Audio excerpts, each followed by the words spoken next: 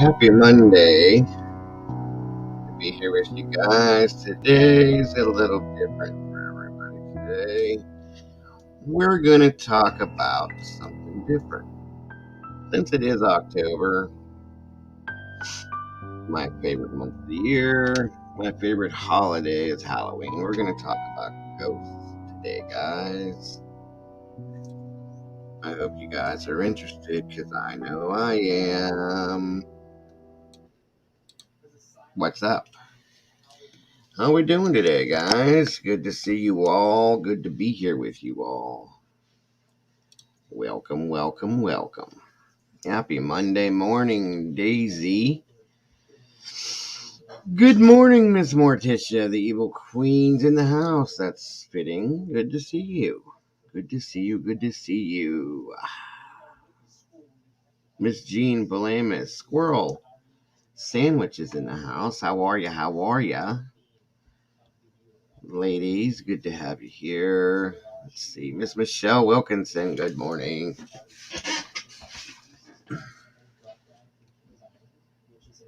Good morning.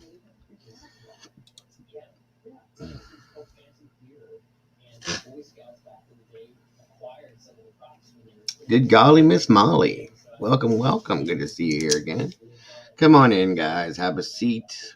We're going to talk today. Like I said, it's going to be a little different. It is spooky month, and I love it. I'm going to give you guys a little break. We're all going to take a little break from all this depressing sadness that we've been delving into over the past months. Okay. Um, and enjoy ourselves a little bit. If this is enjoyable for you guys, it is for me. Um, and just give ourselves, like I said, a little break. Doesn't mean we're going to forget about it. We're not at all. We're going to keep going with the cases that we're working on, but we just need a little break, guys. Liven it up a little bit here, give it a little change of pace. And again, you know, relish the month of October for what it is. Halloween. Ta-ta. Ta-ta, ta-ta. Thank you for stopping in, Miss Morticia.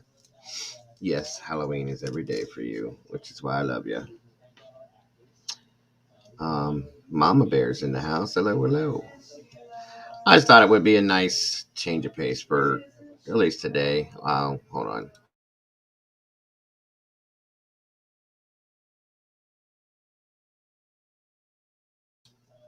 Um, so let's see what we can get in here, who we can get in here, and then we'll get rolling, guys. Get some stuff to talk about, some experiences, some interesting things I've seen myself, and that as much as I talk about living in Ohio, how much it sucks, we got some stuff around here, guys. No lie. Um, this place, this state is haunted, in my opinion, and I've seen a lot of it myself personally. Um, as you guys know, a lot of you guys know, I had told you I'm a paranormal investigator registered through the state of Ohio via a course I took online. You gotta love it, and my wife is as well. You woke up to some YouTube excitement, Squirrel. What happened this morning, my dear? Tell us. Do tell. Do tell. Excitement is always good. Come on in, everybody. Make yourselves at home. What's up, stranger? Good to see you, brother.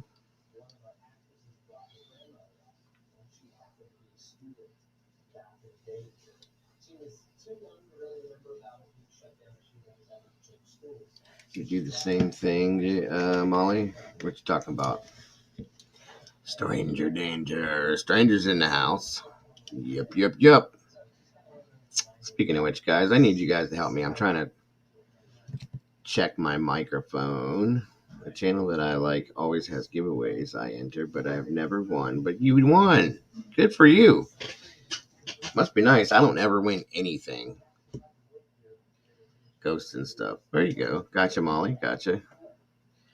Yeah, yep. Yeah, I've had a Uh, uh, good, good. I've had me and my wife have had a ghost hunting group for years. In fact, I'm gonna dig out one of my. We actually have business cards. I'll show you guys here in a minute. You get yarn. You get yarn. Okay. Well, at least you got yarn. That's cool. Congratulations on winning. That's awesome. I wish I could win something. I don't win anything ever. I never have. I think I've won a couple times, like on a scratch off lottery ticket, but that's really it. Nothing big, nothing exciting.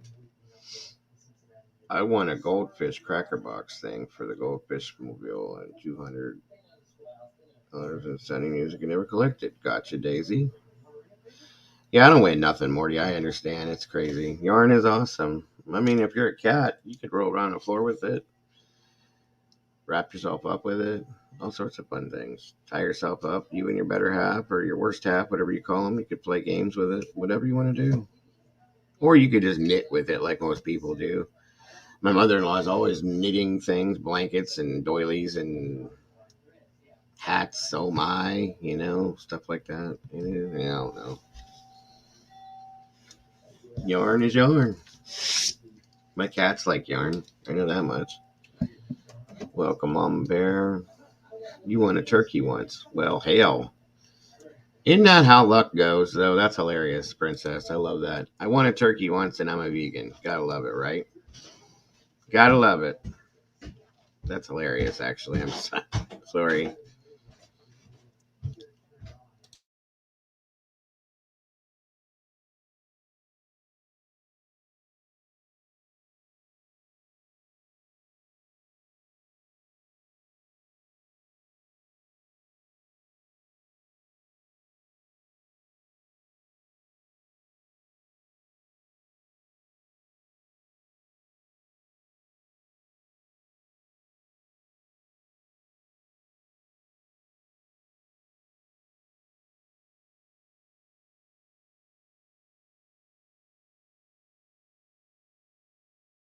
I'm sorry, guys. I didn't mean to do that. Anyway, as I was saying, let me back up here. So it looks like we have a special guest in chat today, guys. This is Mama Dago. This is my mother here, everybody. Say hello. Be nice, as we are with everybody. She decided to jump in and check it out, I guess. Welcome, Mama. Good to see you. Is that better? Sound wise, I hope. Yeah, I was gonna switch mics because I have two different mics running at the same time. And I don't like when that happens.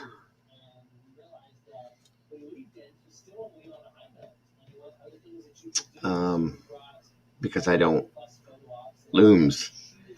You have looms. Wow. You got the real deal stuff, huh? Good deal. Mama Dago is up in the chat here. She goes under the name Ruth Gosnell, Miss Morticia. Right there. I have it put up on the screen in front of my face.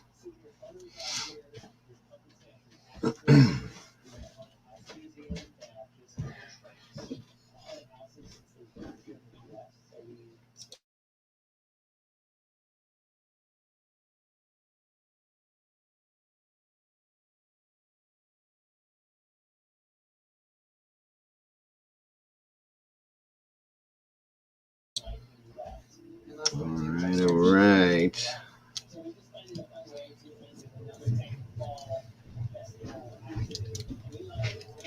I mean, you guys don't have to call her Mama Dago. Everybody usually calls my wife Mrs. Dago and my son Little Dago. So I figured, what the hell? Throw it all in there, Keep it real. So, as I said, for those of you that are just popping in, we're going to do something a little different today, break the monotony down a little bit. And like I said, we've been covering all this sad, depressing stuff, which we have to do. That's fine. Again, we're the voice for the voiceless, everybody, and that's why we do what we do. But we need a break sometimes. And you know, it's October, my favorite month. Um, Halloween, my favorite holiday, always has been since Mama Dago's in here. She can tell you I've always loved it, always. So, um, we're gonna talk about some ghost stuff, some spooky stuff, I guess you could say. Always loved it. And like I said, coming up here soon, I'm gonna do the late late live stream, and I'm gonna do a ghost hunt live while I'm on stream here in my house and see what we got going on, if anything at all in this house. According to my child, yes. According to my animals, yes. According to my grandchildren, yes. They've seen and talked to things, and my animals look at things. Then again, my dog is probably senile, so it doesn't really matter what he sees or doesn't see. But we're gonna check that out too.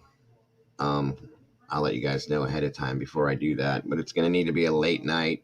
I want to make sure everybody's asleep except for me. That the house is settled and it's quiet.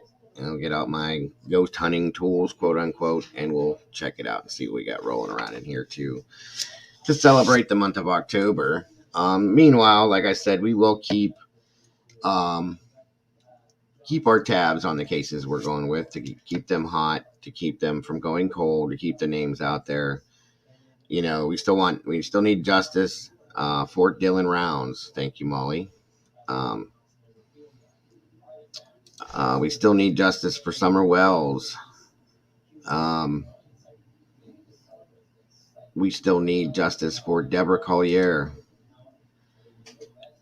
Okay, and for those of you that may have missed, yesterday I did a quick stream just to let you guys know. The family the family of four that was missing from Fremont, Michigan, has been found, and they are safe and well in Wisconsin. But still feel that they're in danger for whatever reason. And again, in the background, I'm going to be doing my research on that just to make sure what's going on and kind of follow them still if I can. It definitely has broke down quite a few people, Molly. Um,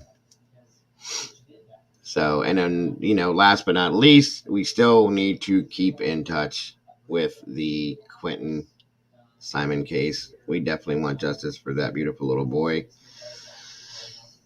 As sad as it is. But like I said, I figured a day or so, we can take a break, guys. It is very depressing. It'll bring you down. It'll keep you down. And we don't want that, guys. We don't need that. We definitely need to keep ourselves, living life. This depressing stuff will get to you after a while. It does. People lose sleep over it. People lose their appetites over it, So we're just going to change it up a little bit. Like I said, no disrespect to anybody that were any of the cases that we've been working. It's just a little break from the monotony. That's all. So, and I think it helps. I do. I think it helps you guys because it keeps you fresh. It keeps us fresh. It keeps me fresh, at least, to go back into it, with a clear head, not swimming with all the, okay, where's Quentin? And who killed Deborah and where's Summer? And you know what I mean? All these things. It just, you need a break from it sometimes. Sometimes I take a complete, typically Sundays are the day that I do nothing on here. I just spend the time with my family and have a good time. Watch football, of course, so that my team can lose again by 3 points, which is absolutely effing ridiculous. Yes, you guys. Yes. Come on in, everybody. Have a seat. Hopefully. We're still going little by little. EquiSearch. EquiSearch. That's awesome, Squirrel. If we could get somebody to drop the link in here for EquiSearch, I'd appreciate that. Again, donations are being made to EquiSearch. They're Candace and Justin, Dylan's mother in the mother and father in the Dylan Rounds case. Sorry, I can't talk today.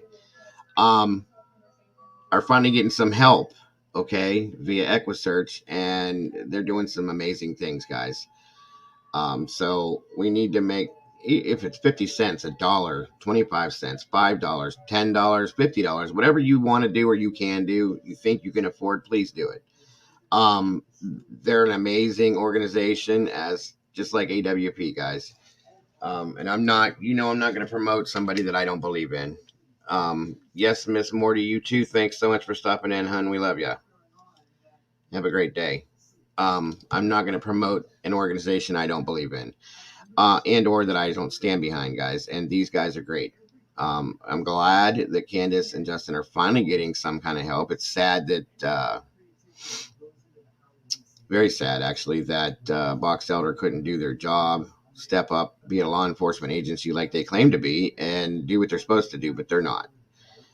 So, in this sense, like I said, we have been promoting Equisearch and their organization so that to send donations to, so that they can continue with their droning and stuff like that, guys, because we need it. We need it for all these other cases. Thank you so much, Crime and Justice. Welcome, by the way. Hello, Jen. Good to see you. There it is, guys, right there. Well, you come in clutch quick, Crime and Justice. That's crazy. Right there is the link to Midwest Equisearch, guys. Drop your donations there. Like I said, 50 cents, a dollar, $5, $10, $50, whatever you can do, please do it. These guys deserve it. They are a very, very, very good and helpful organization. Again, we all know the situation with Candace, Justin, in the Dylan Rounds case. It's bad. Okay, the situation is bad, guys. Doug, Crime and Justice, me, multiple creators have been talking about the situation over there. Candace and Justin themselves, they have had no help. They have had nothing. We have a police organization that is doing nothing but making the situation worse because they're not doing anything. They're not giving any information. They've lied. They've dropped the ball I don't know how many times. And now here we have an organization that's stepping up and they're doing something to help. We also have the Diesel brothers that have done what they've done. That was an amazing, amazing interview that Heavy D did with Justin and Candace. Amazing interview. If you haven't seen it, catch it out or check it out. Sorry, guys. But again, there's the link, guys. I'd love it for people to start donating to that just to help it. Any little bit helps, guys. If all of us throw a little bit in, it's going to make a difference. And you guys, that's going to make worlds of differences in a lot of cases. So thank you all for doing that. If you haven't, or if you have, and if you haven't, when you do it, thank you ahead of time. I appreciate that. And I'm sure that they do too.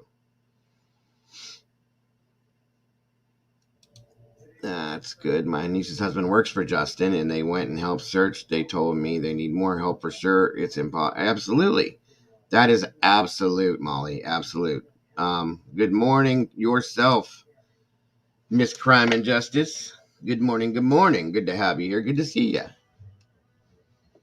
It is, Gene. Very, very, very awesome as far as they're concerned. Again, another organization that's out there to do what they can to help people for nothing, guys. They don't ask for anything, okay? So you gotta give them what the props that they're deserving. I mean, as far as I'm concerned.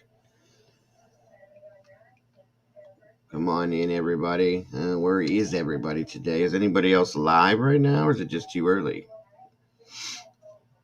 Maybe it's my title. I don't know. Scared everybody away. Like I said, I just thought we deserved a little break from the norm.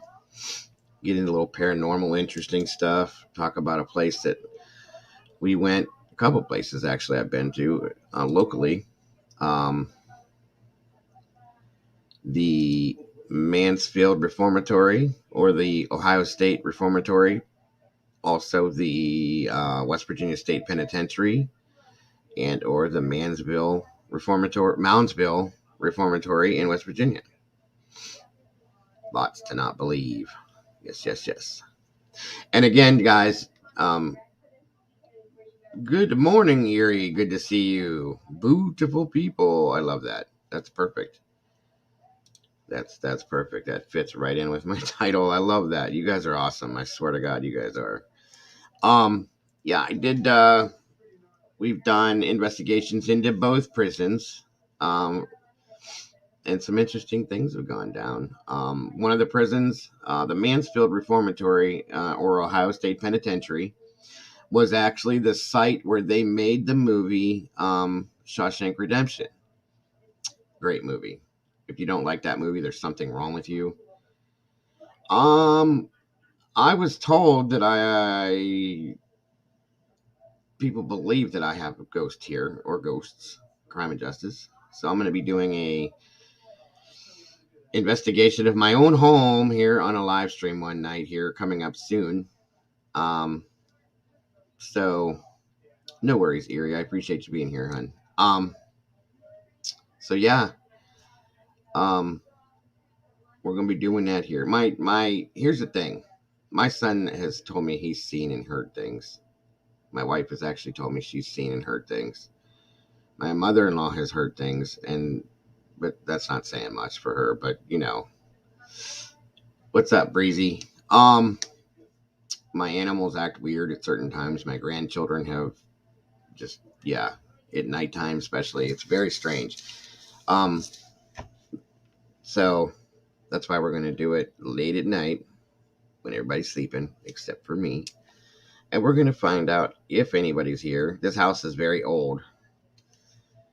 Yes, yes. Sisters on Shawshank, yes. Right, Squirrel, right. I love it. What was I getting ready to say? Oh, take your time, Ollie, please. Get your coffee. Get comfortable. Speaking of which, excuse me for a moment, everybody. Talk amongst yourselves. I'll be right back. Thank you.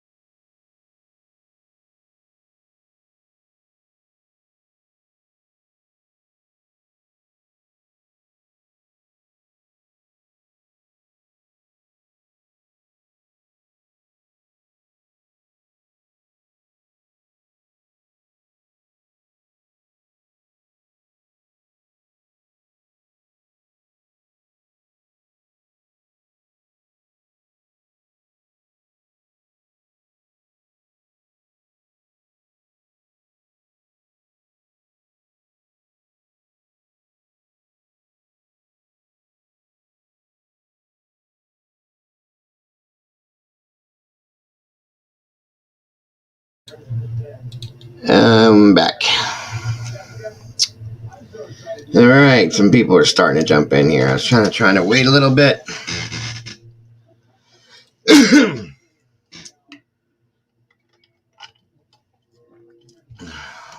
talking about here, everybody? Well, that's kind of actually interesting, Mama Bear. I don't know, Squirrel. If you've heard of it, I'd like to know. I was looking and I didn't see anything. I had heard somebody else said that, and that's why I started looking for it. I'd like to know, for sure.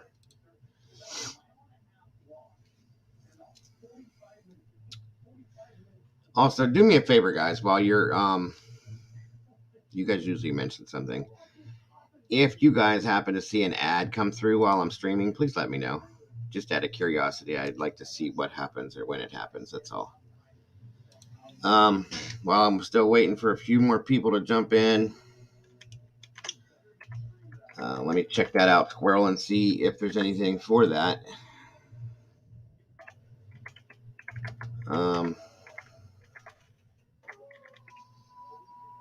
See if it gives me any info on it real quick. Good morning, Hammer. What's happening, brother? Good to see you. No, it was today, unless I read wrong.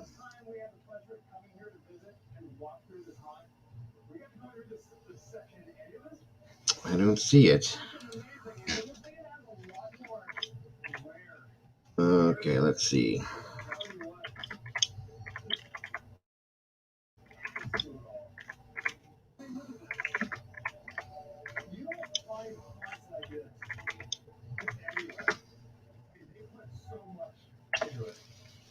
Welcome, Sherry. Good to have you here.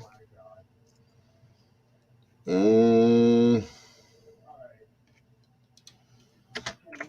still don't see anything in regards to that.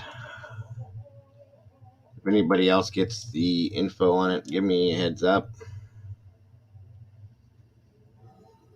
September 30th was the last one listed. I do. Thank you, Crime and Justice. I appreciate that. We'll see how long they last. Who knows? Who knows? Yeah, I don't see anyone. I don't see anything listed for a press conference for today. I had heard it from a couple different people when I was looking this morning. Couldn't find anything. So, thank you, Daisy. Let me know. What's up, Lance? Good to see you, brother. Good, Denise. How are you? I was just checking to see if there was a press conference going to be set for today for Debbie Collier. Coffee's a beautiful thing, isn't it, Molly? It is a beautiful thing. I love it almost as much as I love my wife. Almost. It's about that far off, you know. D Nice is in the house. How are you today, Miss Denise?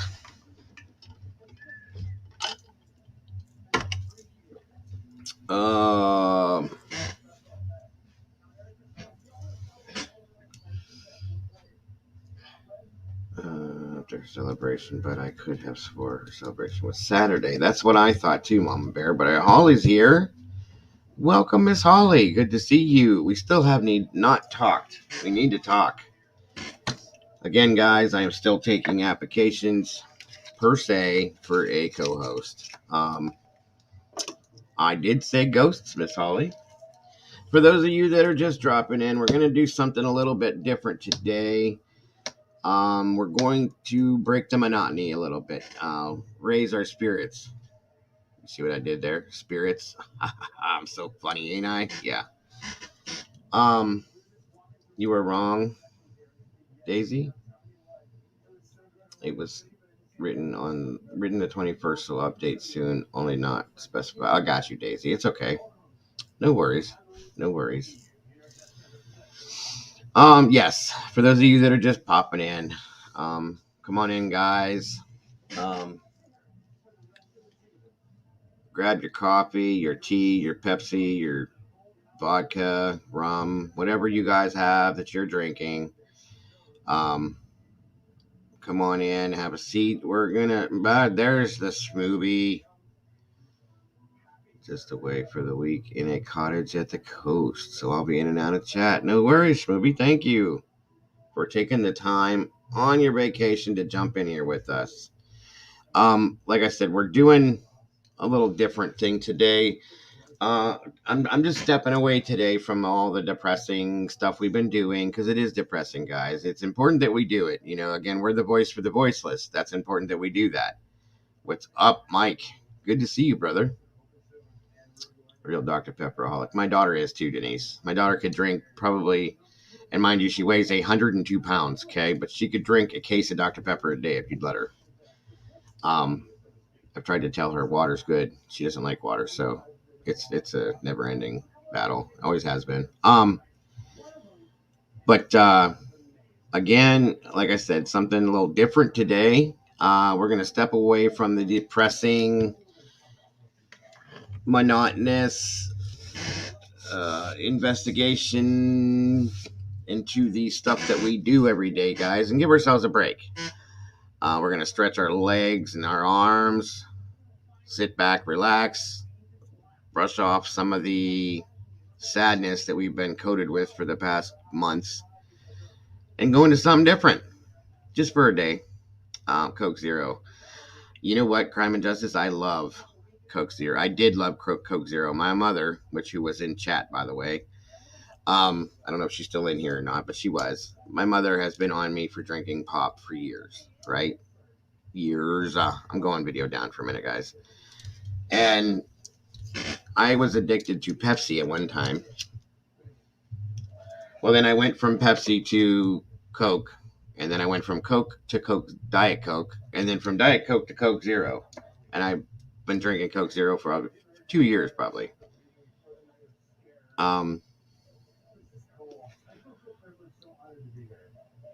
Yes, it was. There you go. Thank you, Squirrel. If you guys need to reach me again, there is my email. Again, of course, I always run my number down here at the bottom. If you guys have anything that's whatsoever you need to discuss, want to talk about in regards to anything we're talking about, there it is. There's the number 234-703-4047. Give me a cot. Give me a cot, guys. Give me a cot. A call. Cannot talk today to save my life. But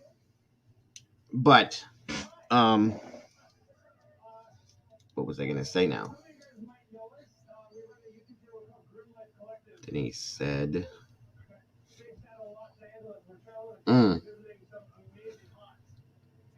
No. It's not my wife. It's my mother. My wife is working. She is Mrs. Dago or Brandy. My mother's name in the chat was Ruth Gosnell. That's my mom, my mother. Or Mama Dago, whatever you guys want to call her. Mama Dago, Mrs. Dago. Yeah, I need a nap, right?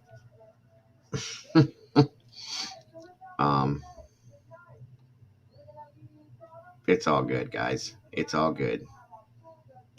You don't have to be able to talk, write, read, nothing when you come in here. Relax. It's not a whatchamacallit. It's not a stipulation, guys. See, everybody's starting to flow in. How are all my meatballs doing today? Same thing is wrong with me, Daisy. I just can't function right today. Don't worry about it. Don't worry about it at all. How are the meatballs doing, guys? I see we have a total of 18. Yes, there's the answer right there. It's Monday. I think we have a total of 18 members, guys. 18 meatballs in the sauce. You can't go wrong with that. You can't go wrong with that at all. And I appreciate you guys so much. You have no idea. Good golly, Miss Molly. That's right. Nice and saucy. Become a meatball and jump in the sauce, guys. Forget about it. It's a fugazi.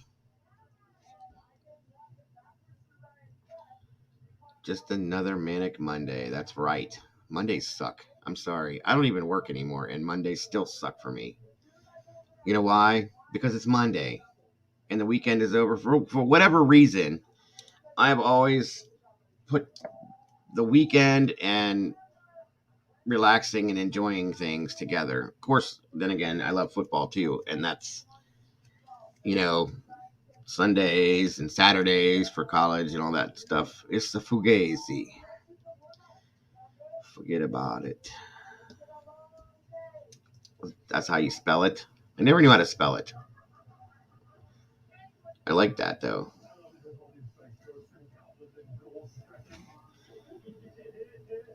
All right, we got 20, couple 20. We're getting there. We're getting there. Pacific Breezy's in the house. Monday needs to be the new Sunday. Yes, I agree with you, Crime and Justice. I do.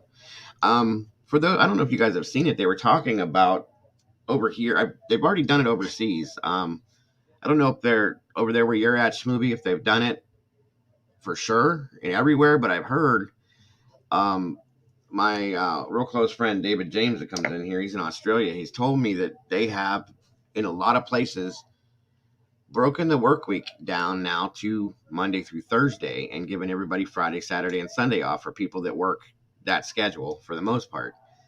Um, and that's become a regular thing in some places over there. Thank you very much for that, Squirrel. I appreciate that, hon.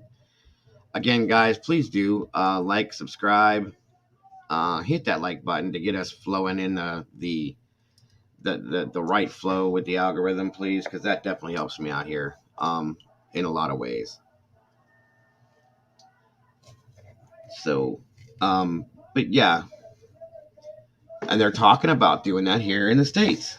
And they were talking about doing that with schooling for kids too. I don't know if that's how that's gonna work out. If it's gonna happen, I don't know. But overseas, like I said, I don't know if they do it in the UK, but in Australia, David said that they have brought it down to where they're working Monday through Thursday. If you're working that type of a job, and you have Saturday or you have Friday, Saturday, and Sunday off, and they said that 4 10-hour days. That's it. I don't know how it goes into effect as far as like overtime and stuff like that goes. I'm not sure, but I mean, it's an interesting thing, and it's supposedly they did it, and I've heard they did it in Japan too. Supposedly they've done it because it gives people a more refreshing start to the week.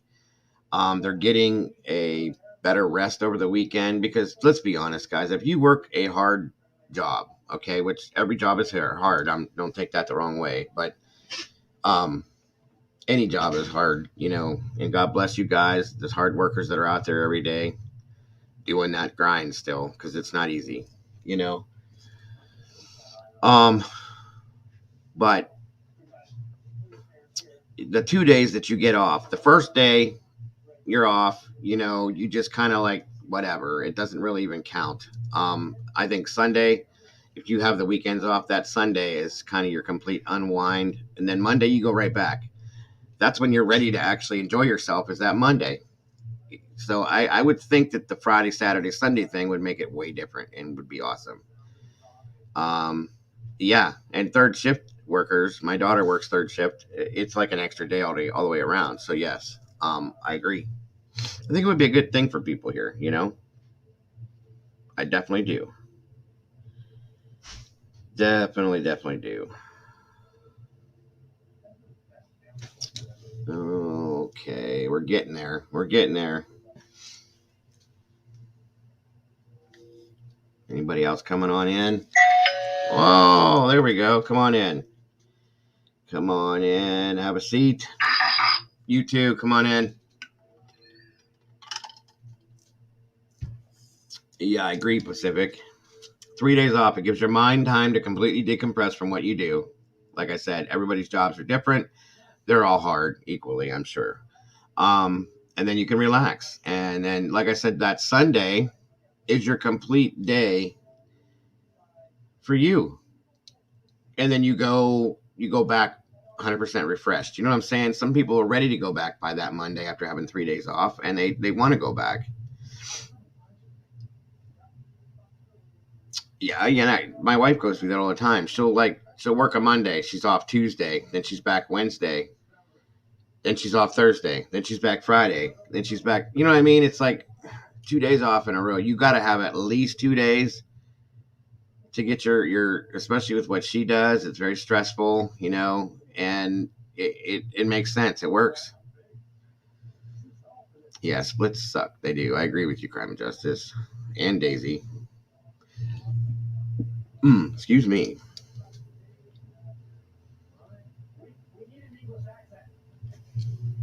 Again, guys, for those of you just popping in, thank you so much for joining us. Thank you so much for being here. Grab your coffee, come in, sit down. What's up, Twinkle Star? Good to see you. Sorry I didn't notice you earlier, but it's great to see you here. I see all these green names, but these are the members, guys. These are the true meatballs that are floating around in the sauce with us. Welcome, everybody, and thank you again, all you members, for doing that. That is awesome. I love it. I love it, and I love you guys. Thank you so much. All right. Make sure everybody do me a favor, you guys, too. I've been having a problem with YouTube, as always. If you guys could please. All right, Mama. No worries. Thank you so much for being here. I appreciate you. It's great to see you, Twinkles. We'll be here, Mama. Don't worry. We're not going nowhere for a while yet. I was just kind of trying to wait for a few people to pop in here because there's certain people that love this stuff we're going to talk about, and I was waiting for them. Sometimes it takes them a little bit of time. If not, we'll get started here in a minute, and we'll probably still be going through it when you come back, Mama. Don't worry about it.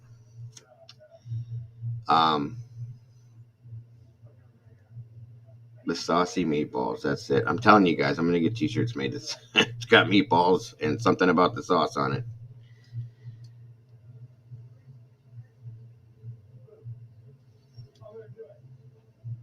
Where are we at here?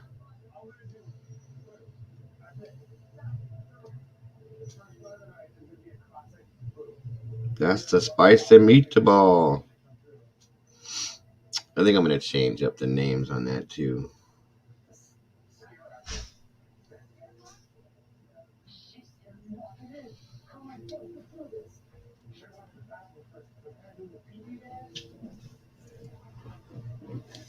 All right. Give me a second here, guys.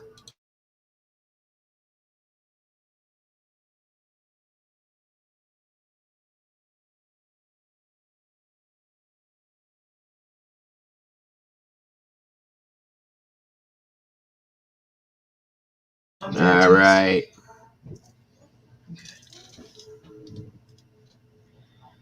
Let's see. We'll save some sauce for all y'all. Appreciate it. I make pretty good sauce myself.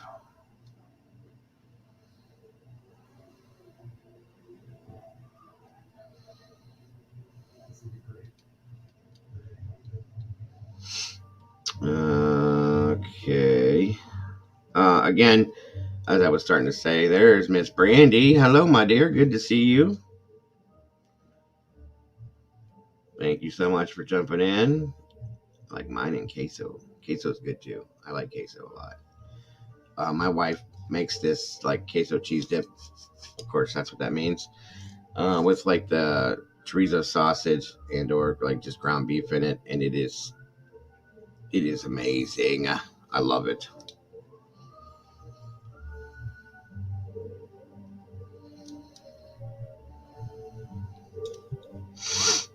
I love it.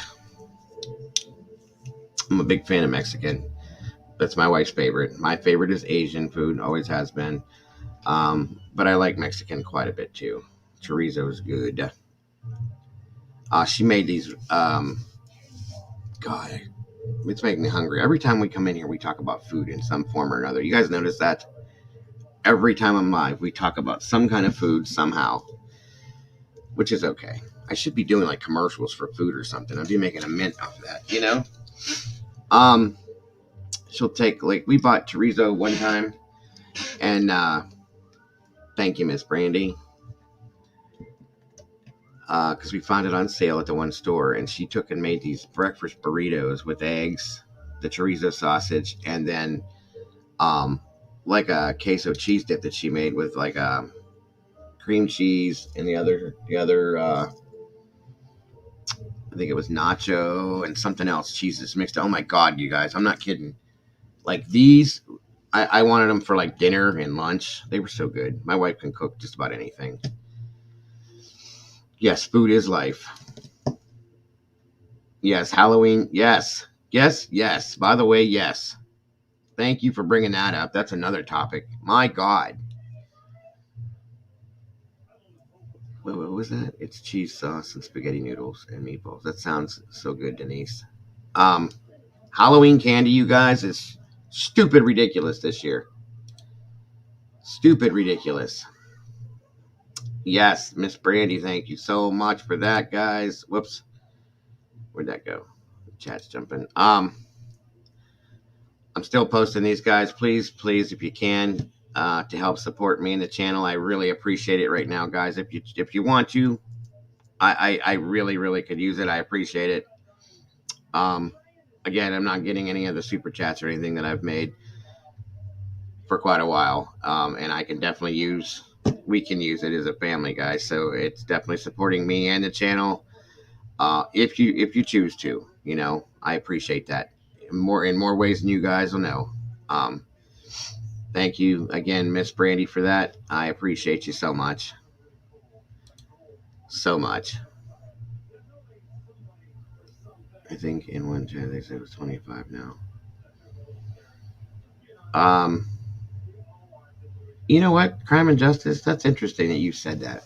We had Asian food. It's been not too long ago. I get like weird things. My wife and my kids, they always get the same type, like General Tso's chicken or sesame chicken or something like that, or honey chicken or shrimp.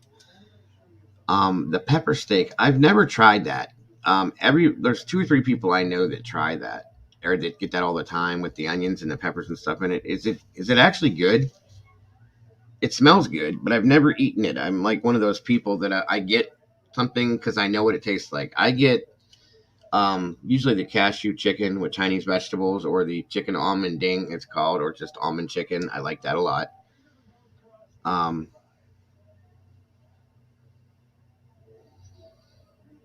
got you, Denise. I got you. But the pepper steak, I've always wondered about that. I love egg rolls too, for sure. All right, we're starting to build some people up in here. What's up, Sea Breeze? Good to see you. Good to see you. It is really good. I'm gonna have to try it now, Crime and Justice, just because you said that. One of these times when I can get some, I will check it out. Greek food, yes, I love Greek food. I do. Um, I definitely do. Gyros are amazing. Um, Galataboricos, that's another good food. Of course, I can only have a little bit of it because it's super duper sweet. Good morning. What are you going to talk about? Right, Joy. Thank you. That's what I was getting ready to say. For those of you that are just coming in, today we're doing something a little different.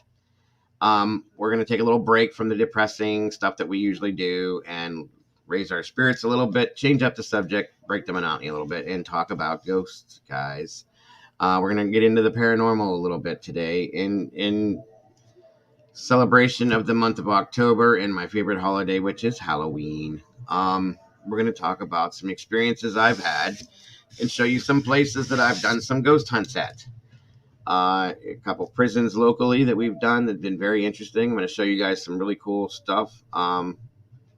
This is real, Denise, if that's what you're asking me. It was the one here in Ohio called the Mansfield Reformatory or Ohio State Penitentiary. It was where the movie Shawshank Redemption was filmed. And we had some experiences there. And then, of course, the Moundsville Reformatory in West Virginia or the West Virginia State Penitentiary. Again, that we had some definite interesting situations happen there. And there was a movie filmed there too. I can't think of what the heck it was called. And some, of course, Ghost Adventures was there. Or I'm sorry, the original show. Oh, no worries, Kitty. No worries whatsoever. I was going to ask you about that, Brandy. I saw you posted something about that. Yeah. Oh, I've done that. It's no big deal, but it is a big deal at the same time. Good to see you, Miss Kitty. All right, 1 second here.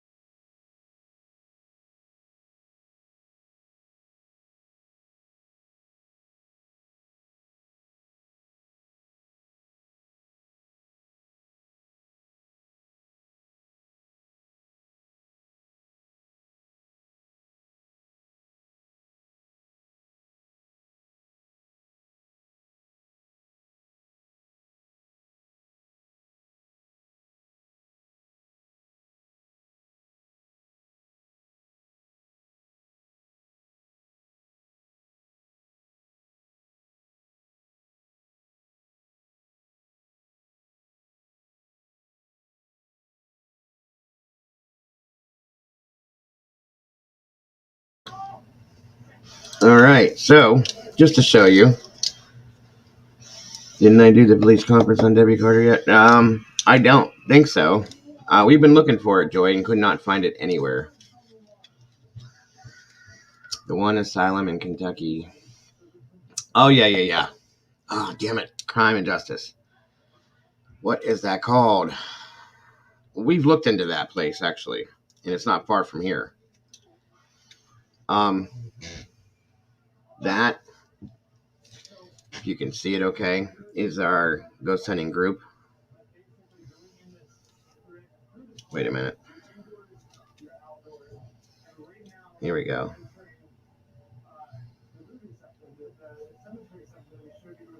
If you can see, I'm trying to get it to focus. Waverly, yes, Waverly Hills. That's what we were called. It's Trumbull Researchers of Apparitions in the Paranormal. Again, my wife and I are both paranormal investigators. We took that internet course. Waverly Hills, that's right. Christine Rose, welcome. Good to see you guys. Everybody's jumping in. Great. Yes, Waverly Hills Sanitarium. It used to be a tuberculosis clinic, I believe. And we wanted to get there. We wanted to get there bad, but you have to make certain reservations and you have to pay and this other stuff. So we tried to do things that we didn't have to pay for because it's easier. And some of those things are expensive. But I'm going to show you guys. I think the first one I'm going to show you guys is the Moundsville Reformatory. That was the first one that we did as a group. Again, I'll give you a little, for those of you that are jumping in right now, we're changing up the what do you call it? We're changing it up today, and giving the depressing, sad stuff that we deal with every day a little bit of a break just for today. Again, we're still supporting the cases that we're running, but we're just taking a break from it just for today. And in remembrance of October and my favorite holiday, Halloween, we're going to check out some other stuff that hopefully you guys would be interested in. And see what we can get out of that today. I'm going to show you guys some experiences we had at some certain places and talk about it. Explain some things to you guys. Again, like I said, my wife and I are both certified, registered paranormal investigators through the state of Ohio. And I've had some interesting situations. We've done the Moundsville Reformatory or West Virginia State Penitentiary, the Mansfield State Penitentiary. We've done a lot of local homes, old homes. Again, I'm going to be doing my own home here one night here. Pretty soon, I'm going to be doing a very late night stream ghost hunt right here in my home. I'm going to wait till everybody's out asleep, and we're going to check out my home and see what's going on here. What's up, Jen R? Good to have you. Good to see you. Yes, I have heard about that, Denise. Very interesting. I'd like to do a whole series on these things, but Pueblo, Colorado. We'll see what's going on. Again, guys, if you need to get a hold of me, that's how you do it. There's my email and the number streaming across the bottom of the screen. What's too scary for you, Twinkles? What are we talking about? Nothing's too scary. It won't be scary, I promise. Really? That's pretty cool, Denise.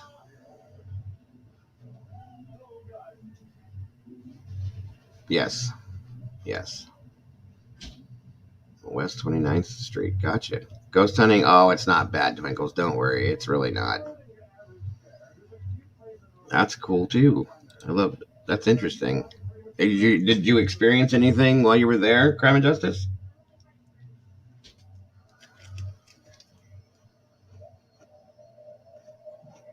Thank you again, Miss Brandy. I really do appreciate that. Again, guys, I'm still posting up my PayPal and Cash Apps because any of the super chats or anything that have been put in, I will not be getting for another month or so, and I can definitely use my StreamYard bills and internet bills are coming due. So anybody that can support me in the channel, if you choose to, I really appreciate it. So again, that's why I'm posting these.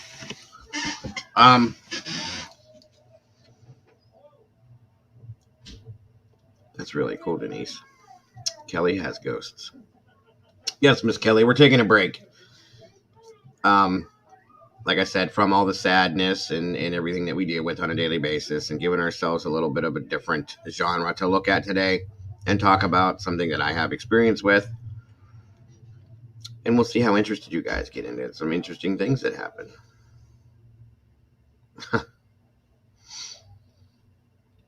Oh, it's not too scary, I promise. The haunted house, the haunted mansion in Disney World was awesome. I love that. Yes, don't pee in the sauce. Please don't pee in the sauce. All you meatballs, just it's daytime, so it's not so bad, guys. It's daytime, so don't worry. It won't be too bad. Not at all. All right. You guys leaving? Come on now. What I'm going to actually show you is not actually scary. I'm going to show you the facility we went to, and the stories back behind it, and nothing's going to be like scary, but I'm just going to talk about the things that we experienced. That's all. So nothing about this is actually scary. The thought of it could be if it was you that experienced it. I'm just going to tell you what me and my wife experienced, and I'll show you the facility. And the facility that I'm showing you is going to be during the day anyway, so you guys can see everything. But it's just an old school thing. That's all. So please don't leave because it's very interesting. It really is. But I promise you, you won't be scared. I don't do that stuff, Kitty, ever. I do not do that. I never have. I don't believe in that for reasons um, at all. I don't get into that kind of stuff. You're okay, Twinkles. I promise you, I won't scare you. Called him Frank. He stayed in the basement, and when I went to do laundry, he would tell. Gotta love it, crime and justice. Listen, guys. Yeah, Brandy knows. She's been here. I promise you, I won't scare you. And I explain everything very deeply and intricately. I've done it once before, and everybody said they enjoyed it and that they were very impressed with the way that I explained it all from like my experience and my knowledge on the situations. That's all. So I promise you, I won't scare you though. Now I can't promise you that if it was nighttime that you wouldn't be scared, but I'm not doing that right now. So. Oh yeah, we've seen Sam and Colby. My son likes to watch them. Now, just to explain to you guys how this all got started. Again, this is my group. It's called TRAP. Trumbull Researchers of Apparitions and the Paranormal. And that name came from, I live in a county in Ohio called Trumbull County. So Trumbull, you get it. And we researched and investigated the um, apparitions, paranormal situations, so on and so forth. And so, that being said, I've always wanted to do different things in my life, guys. And I've always reached, if I wanted to do something, I did it. Um, so, life experiences are what we have in our life to live by. You know what I'm saying? So, the more you experience, the more fun your life is, I think. And most of my thing comes from having ADHD. Um, when you have ADHD, you're never satisfied. You're always bored. Take your time, Kelly. No worries. I'll be here. Welcome, Anna. Good to see you. Good to have you here. Um, so that being said, I've always tried to experience as much of anything that I can. My wife's the same way. So the two of us together, it's been interesting. I'll put it that way. Um,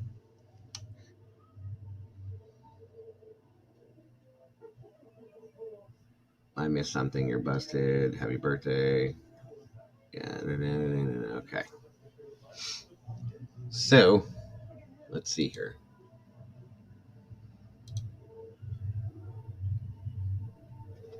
I hope this works for me too.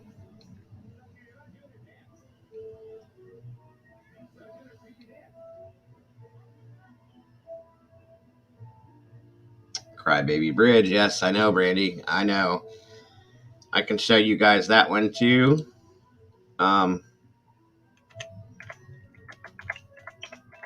in that situation around, we have a lot of stuff around here. To be honest with you guys, a lot. Ohio's pretty uh, interesting when it comes to haunted scenarios.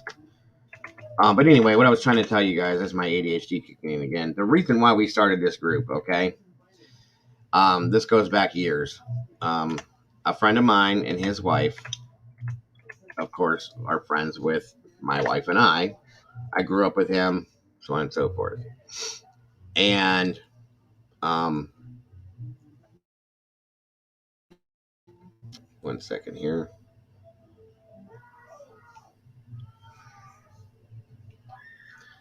Was kind of into the same things I was, and his wife, vice versa, and my wife too. You know, we're all in the same types of things. I haven't seen him here yet. I don't know if he knows about my channel or not. He's seen me on Doug's channel, but I haven't seen him here yet. He's welcome to come in here if he wants to. But I haven't seen him. He might be watching from the backstage or the background, not actually coming into chat. If he is, he's welcome to come in. So anyway, I've always been a skeptic of this kind of stuff. Okay. And my wife is what they would call, quote unquote, a sensitive. And she sees and hears and feels things. Yes, the Bel Air house is freaky. Um, and I always am that, like, yeah, whatever, that's not real. Well, give me a break. Ghosts don't exist. Blah blah blah. That's me. Okay. So that being said,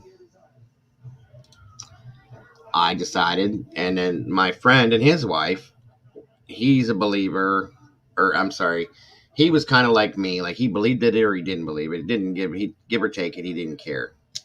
And then his wife is an empath as well as my wife too. Okay, or sensitive, whatever you want to call it. Different people call it different things, but yes, Molly, that's correct. So we decided together to start this group since me and him both were pretty much skeptics about everything. We didn't really believe it. It's whatever, and they would say what they would say. I do too, very badly, Daisy. I've always wanted to see Vlad the Impaler's castle. Always, it's an interesting situation out there. But so we started this group and started doing different things locally, and then we got into this place I'm getting ready to show you to do some things. We did an overnight tour, you guys. We went there we got there at 6 p.m. the day we did this. They walked us through the entire facility with all the lights on in the daytime, told us the stories about this, that, told us what we needed to look for, what we didn't need to look for, where to go, where not to go, where to not, absolutely not go, different things. And then we went lights out with our equipment. There was a total of, there was 10 of us, and we split into certain groups, and then we kept in contact with our radios, and we would do different parts of the prison together, and then we would switch. Okay. And we did this investigation, you guys. We spent the night in the prison. It was just us, our group, nothing else. What are you talking about, Twinkles? What do you mean you didn't say something wrong? Is somebody upset with somebody? Did I miss something?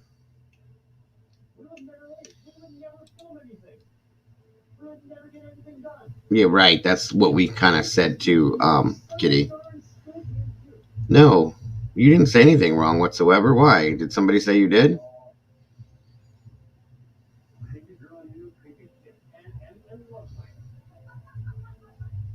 You're absolutely fine.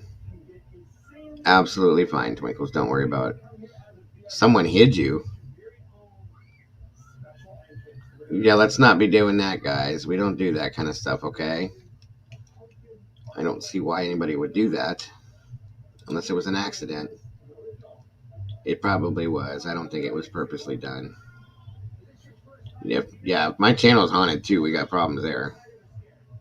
I don't do Ouija boards ever. I don't touch Ouija boards, Lance, so no worries. We don't do that here. Oh, you're fine, Twinkles. Don't worry about that. Like I said, I hope my channel's not haunted too.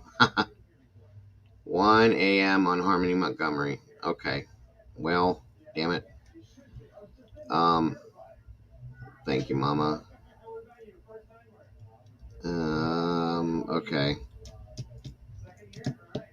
Yeah, I had to admit a mistake. Don't worry about it, Twinkles. Well, shoot. That gives me 15 minutes. I mean, I guess I could record it and go back and watch it after the fact. I mean,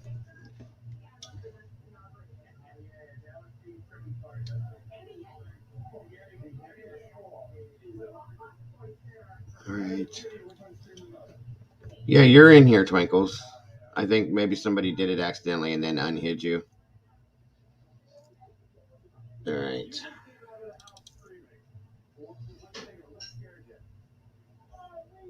Oh, no worries, Twinkles. Don't worry about it. Never have to worry about that in here.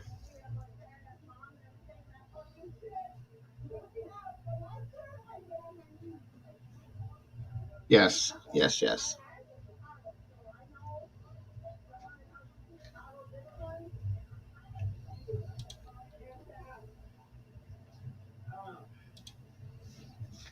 All right. Let's get going. Let me see something. Thank you, Miss Brandy. Just watch it. Make sure like I said, I don't think anybody would do that on purpose in here, so you should be okay. If it happens repeatedly, then I'll do a little investigation and figure out what's going on, and we'll deal with it that way. But other than that, I think we'll be okay. Where was that at, Miss Denise? Because I don't block people in here unless they come in here being disrespectful and ignorant to people, because I don't put up with that. I have 3 rules, and you guys know that. Liza Rowe. Ghost shows in YouTube make a lot of money. It's fun for the viewers. This weekend, the channel was making 10K views per hour. That's awesome. That is awesome. This has always been my passion. I've always loved this. And of course, the true crime too. But, um, the one is more important. Again, we have to be that voice, and that's why I do that. This is more of my thing for fun, I guess you could say. So, that's why I'm doing this like this. So, let's get this rolling. Give me a second here. Get it popped up and get you guys going. I don't want to bore you guys to death.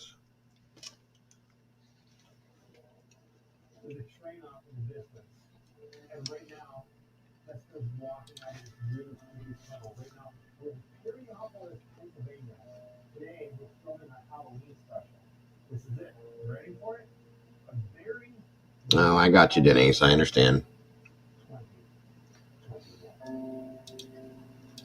I'm working on it, guys. Give me a second. I'm just trying to.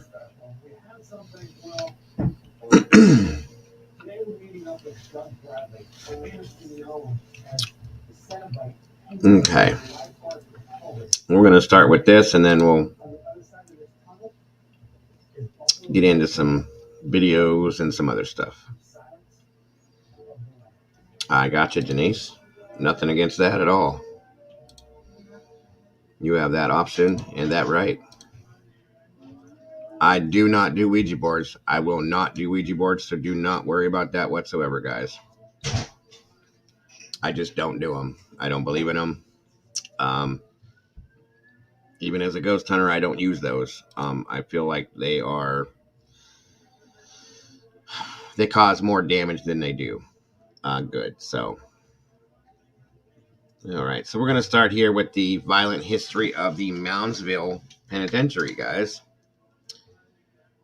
Snitches get stitches, more like snitches get beaten to death by fellow inmates, which is a true thing. This has happened. All right. And don't mind all these other little things in here. This is the Moundsville State Penitentiary, or West Virginia State Penitentiary. It's a big place, guys. Very big place. And you're going to see different little things here, and I'll show you clearer stuff, more in-depth stuff. But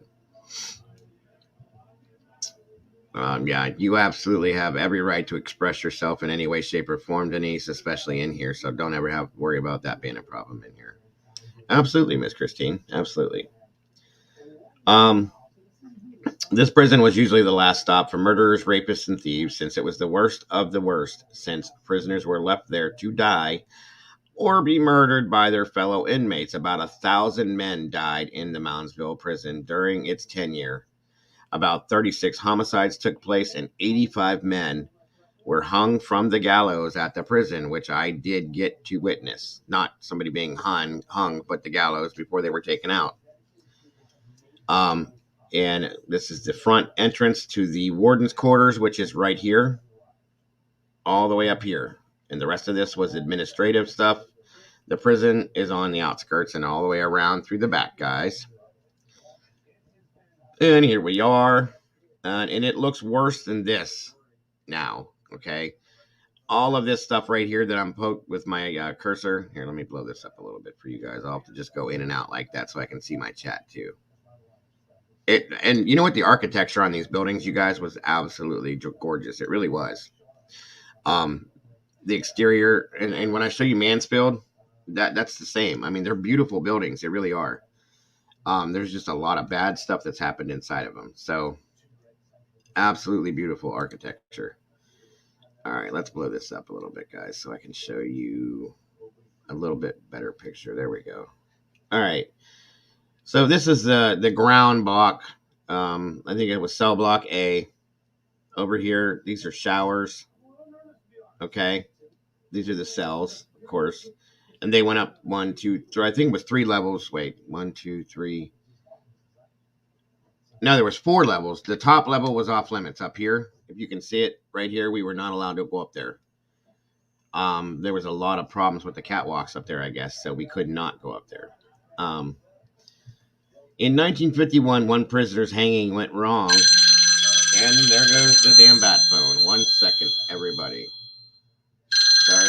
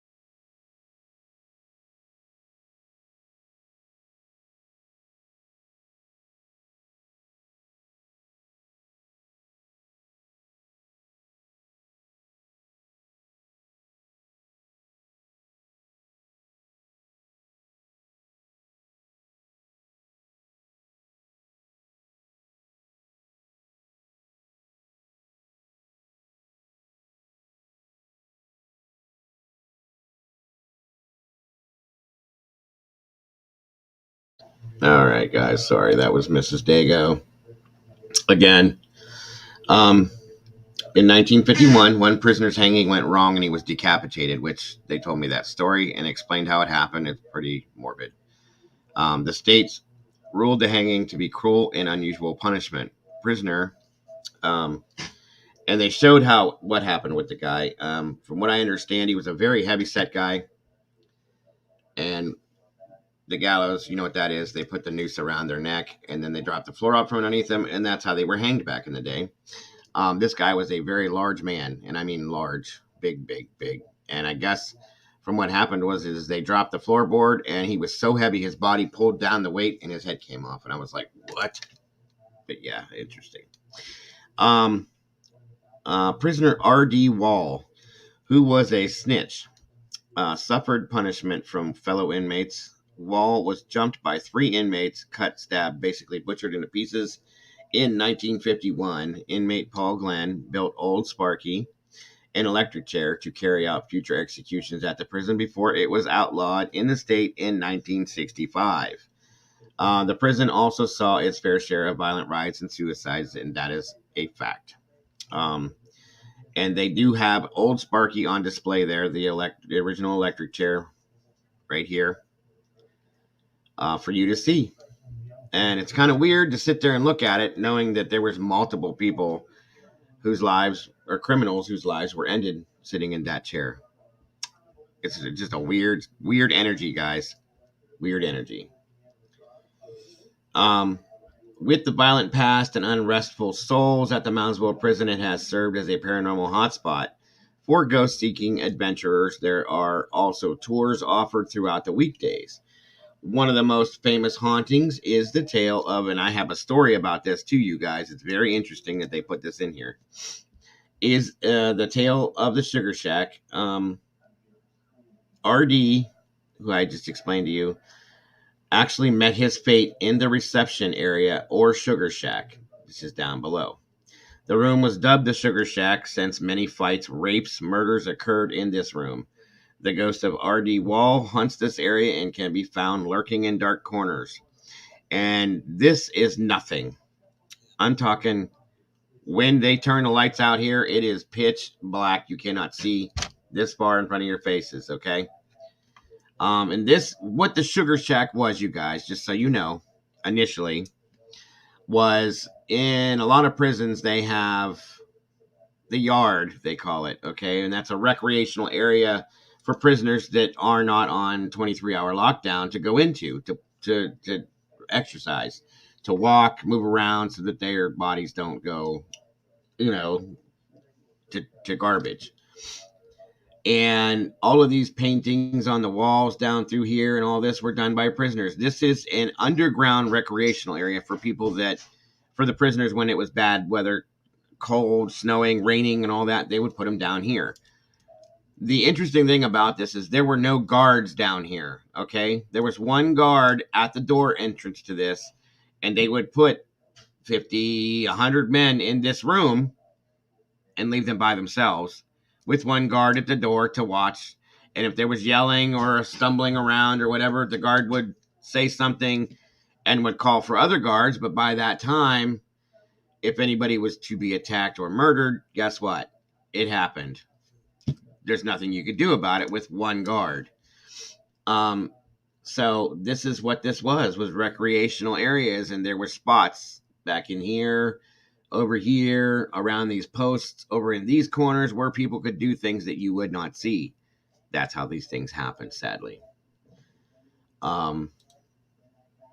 Many have also seen a dark shadow in this area, and some have even captured the shadow on camera. Yes. And could this be the shadow of R.D. Wall or someone else? I'm going to tell you a little bit more in-depth story about Mr. Wall and my wife and what actually happened with him.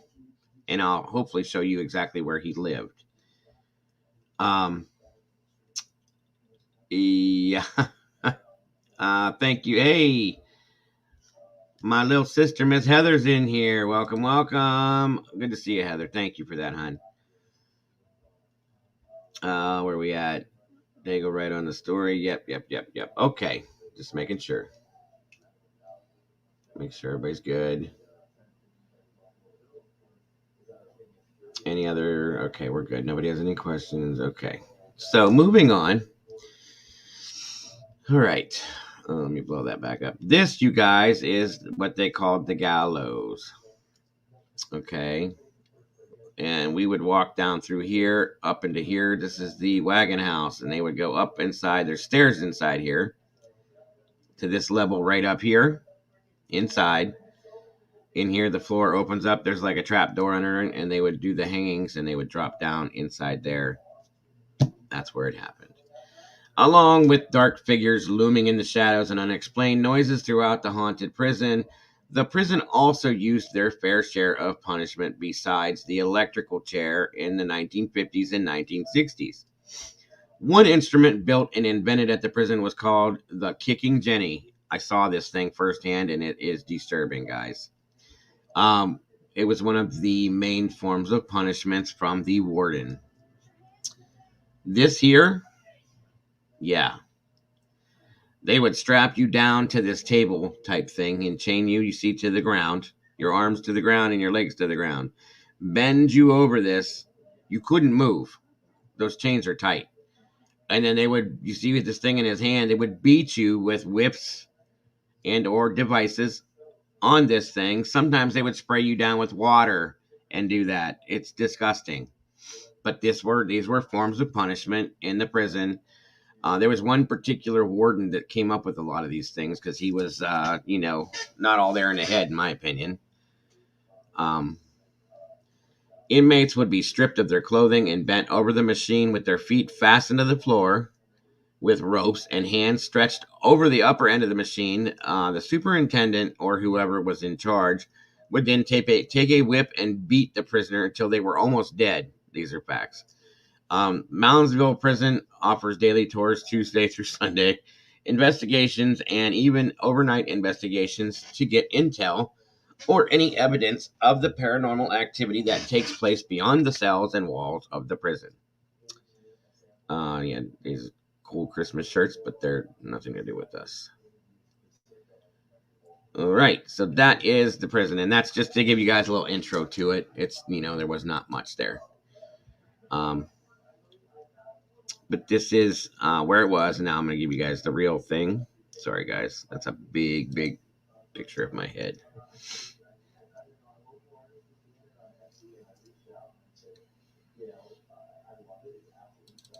Very big. Okay.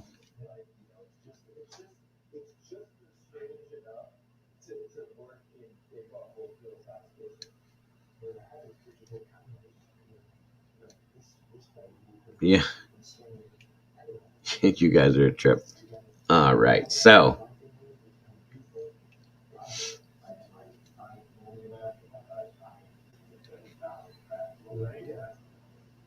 All right. Let's move along. All right.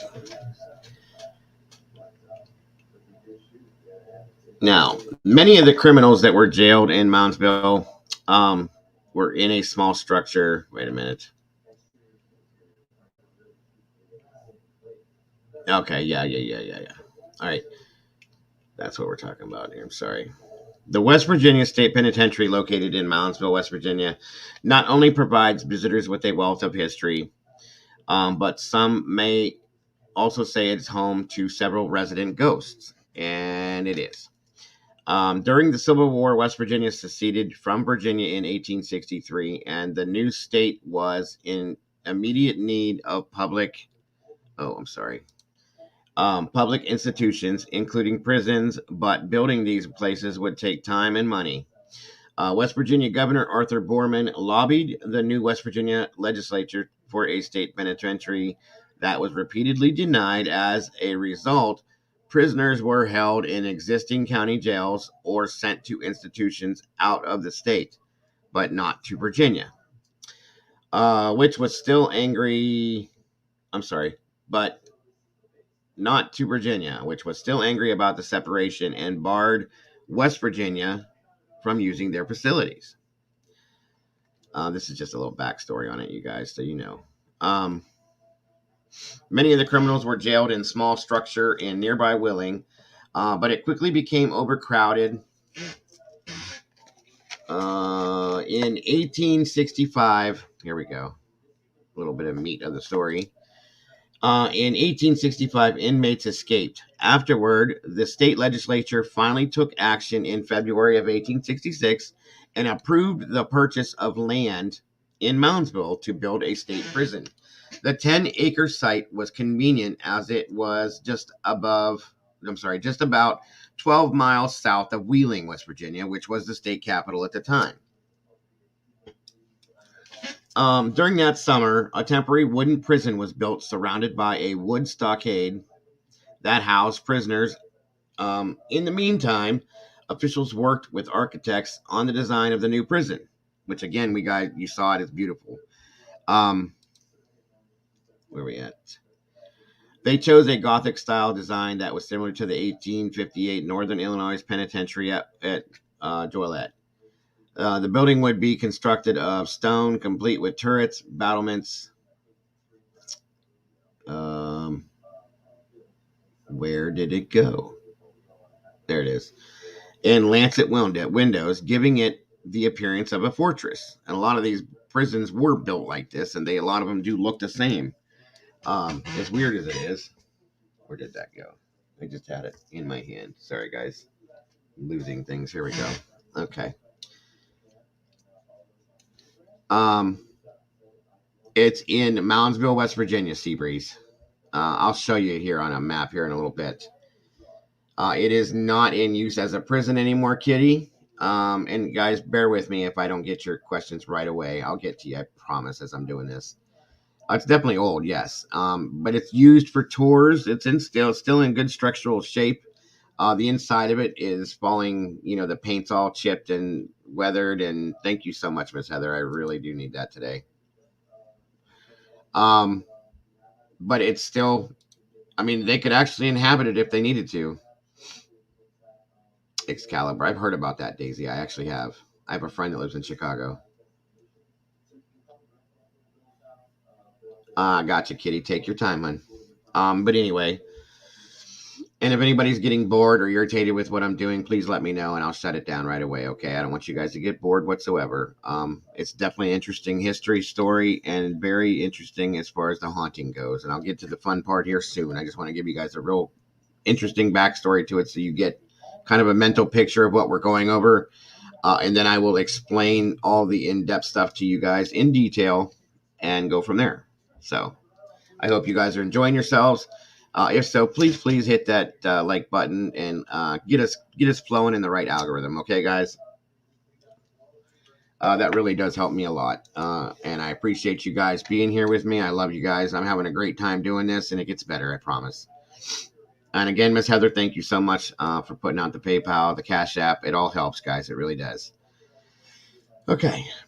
Now, and the interesting about this prison, guys, is this was built by the prisoners, for the prisoners, to house the prisoners. They built their own prison. It's kind of interesting to me.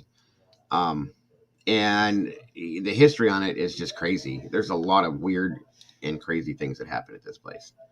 And again, I don't know how many of you guys are into this kind of stuff. I know Miss Heather loves this stuff. I'm kind of doing this for her too because she loves it. She does. She's been very patient and she's been wanting to do this stuff. And it's midway, almost halfway through three-quarters of the way through the month. And I promised her. And here we are. So this is for you, Miss Heather, for all you do for me. She loves the paranormal and the ghosty stuff. So, but anyway, moving on. Again, constructed with the help of inmate labor, the first structure built was the North Wagon Gate, made with hand-cut sandstone, quarried by a local site, and work on the first phase of the prison continued until 1876, when it was completed at a total cost of $363,061. That was it. The north and south cell block areas both measured 300 feet by 52 feet, which is huge, guys. Huge. The north wing was initially used as a kitchen, dining room, and chapel before additional cells were gradually added in the 1890s. in between the cell blocks is the 4-story administration building, which is where I showed you the warden's quarters was, and administration offices, and so on and so forth. And where are we at here? And believe me, I'm not just going to talk. I'm going to show you guys videos and everything. So where's it at?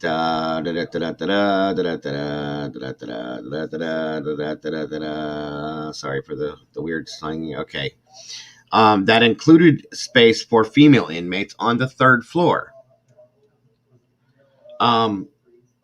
So what I had showed you was at the very, very top is where they had the women's cells per se. The rest of that building was warden's quarters, administration, so on and so forth. And that was back then. They changed that all up, and they had a whole side for the women down the road. Back to where I was. And the personal living quarters for the warden and his family were on the 4th floor. So I was correct, yes. The 2nd floor served as a hospital. And the stone walls were about 5 foot thick at the base, tapering off to 2.5 foot at the top. So initially, the building I showed you, like I said, there was the warden's quarters was on the 1st floor, and then the 2nd floor, the warden's quarters were on the 4th floor, okay? And then the female inmates were housed on the 3rd floor, and then the hospital was 2nd floor. The bottom downstairs floor was the administration. Sorry about that. Welcome back, Kitty. Thanks so much. The facility officially opened in 1876, at which time it housed 251 inmates, some of whom had helped to build the prison. Afterward, more facilities, workshops, and outbuildings were constructed, including a wash house, a bakery, and hospital inside the North Recreation Yard. In the next decades, more improvements were made to the facility. Steam heat was added in the mid-1870s, and coal oil lamps were replaced by electricity by 1900. Bricks were used for walkways and roads, which improved drainage and cleanliness to the grounds. The administration building was also improved with an elevator installed in 1894, which no longer works. And an exterior porch that actually made the prison look a bit welcoming as a prison. That's funny. By the early 1900s, the prison also included several shops in which the inmates worked, including a carpentry shop, paint shop, wagon shops, stone and brick yards, a blacksmith, a tailor, a shoe shop, a bakery, and a hospital, of course. And in addition to a 200-plus acre prison farm, these industries helped support the prison financially, and it was mostly self-sufficient prisoners also worked in the kitchen, stables, and wash house. During this time, the prison conditions were good, with the warden's report stating both the quantity and quality of all the purchases of material, food, and clothing have been very gradual but steadily improving, while the discipline has become more nearly perfect and exaction of labor less stringent. Education was also a priority for the inmates, and a school and library were built in 1900.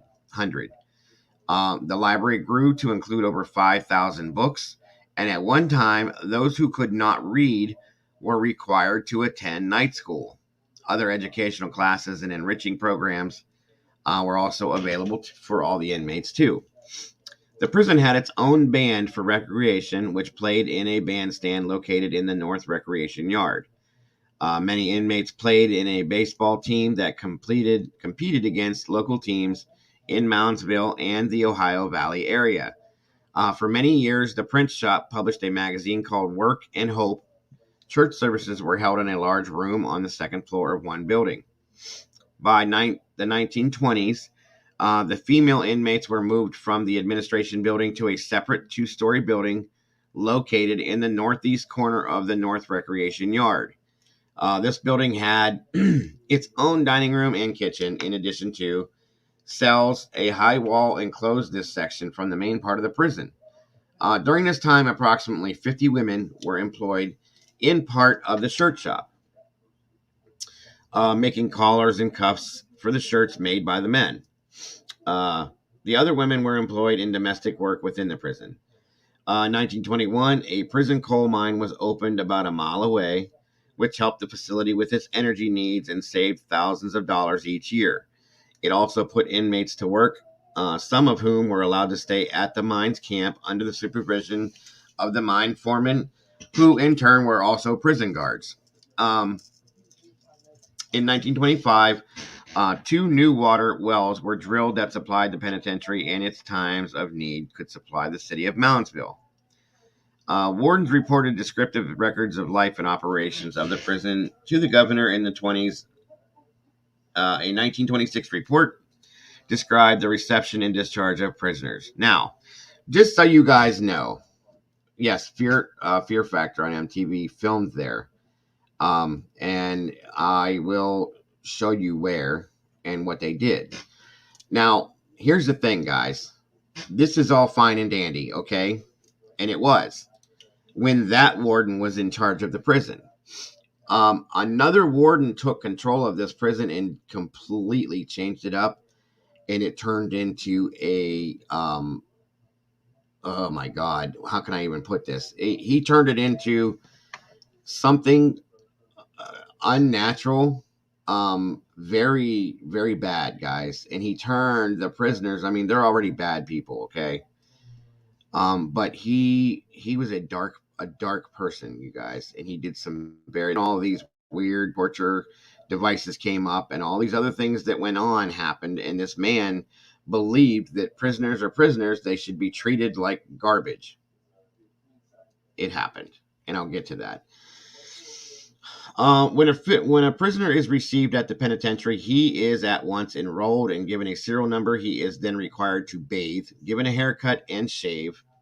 If it is winter, dressed in prison clothes of cadet gray. If summer, lighter material is used.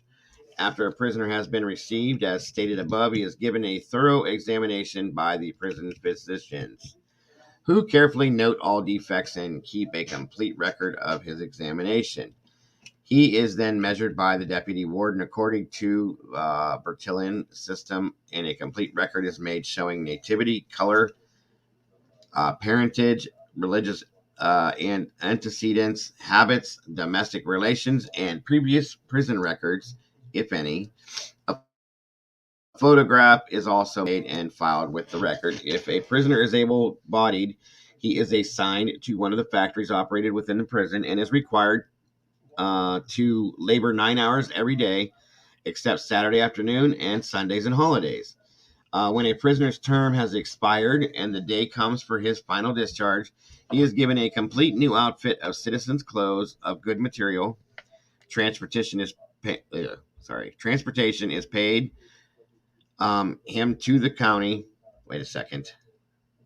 Transportation is paid.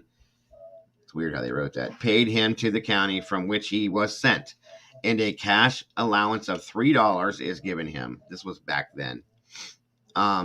Providing he does not have any money to his credit in the office. Prisoners are frequently discharged to have several $100s to their credit. This represents the money they made by overtime works in shops, with prisoners being paid for all overtime at the same rate that the state is paid for their labor. In this way, many prisoners aid materially in supporting dependent families and are encouraged to do so. Now, this is before, here in Ohio, you have to pay to go to jail and prison. It costs you so much money per day, per month, per week, per year. This was not like that back then. And whatever monies they made, they got to keep from their overtime thing, so on and so forth. So it's way different now. At times that did happen, Miss Denise. Yes, it did. He was definitely like a kind of a Hitler, Christine. He had his own like town basically going on in this prison. And he kept it very clean and neat. The prisoners had to dress like soldiers. It was kind of like a military school in a sense, you know what I mean? But then it got dark, and I mean dark, very dark. They had to eat a certain way. they had to, say, they used to make them say grace before they ate their meals, every meal. If they didn't like it, they were reprimanded. I mean, there was a lot of weird things. In 1929, the size of the prison was doubled as overcrowding had become a problem. 3 men were assigned to a 5'7" cell before this time, and these are small cells, guys, and I mean small. Me and my friend went in and we were doing our filming and stuff like that, and stood in there. It's tiny, and they were tiny. Okay, very very small. So imagine 3 men being in a bunk. There was 2 bunks and a floor and a toilet and a sink and a mirror. That was what the cells were like. Okay. Again, thank you, Miss Heather, for that. Um, so imagine 3 full-grown men. If these are big guys, they're in that one cell together. Some men bunked in the same bed, and you know why. A lot of times there was a man that had a sleeping bag and a pillow, and he was on the floor, and they would rotate and take turns using the bed and the mattress, which the mattress was not any better, really. I've seen them, than what a damn sleeping bag would have been. So, yeah, yep, that's a fact. Denise has a point. Um, the story was that guards used to bid on them. This is a fact. There was a lot of gambling against them, and they would have them fight each other, and so on and so forth. It was just dark, dark, dark. A lot of dark stuff. When it first started off, it was a good rehabilitation system, and everything was going right, and then things just kind of turned for the worse. So, um, more expansion was also planned, though it was delayed by a steel shortage during World War II. And it wasn't entirely completed until 1959.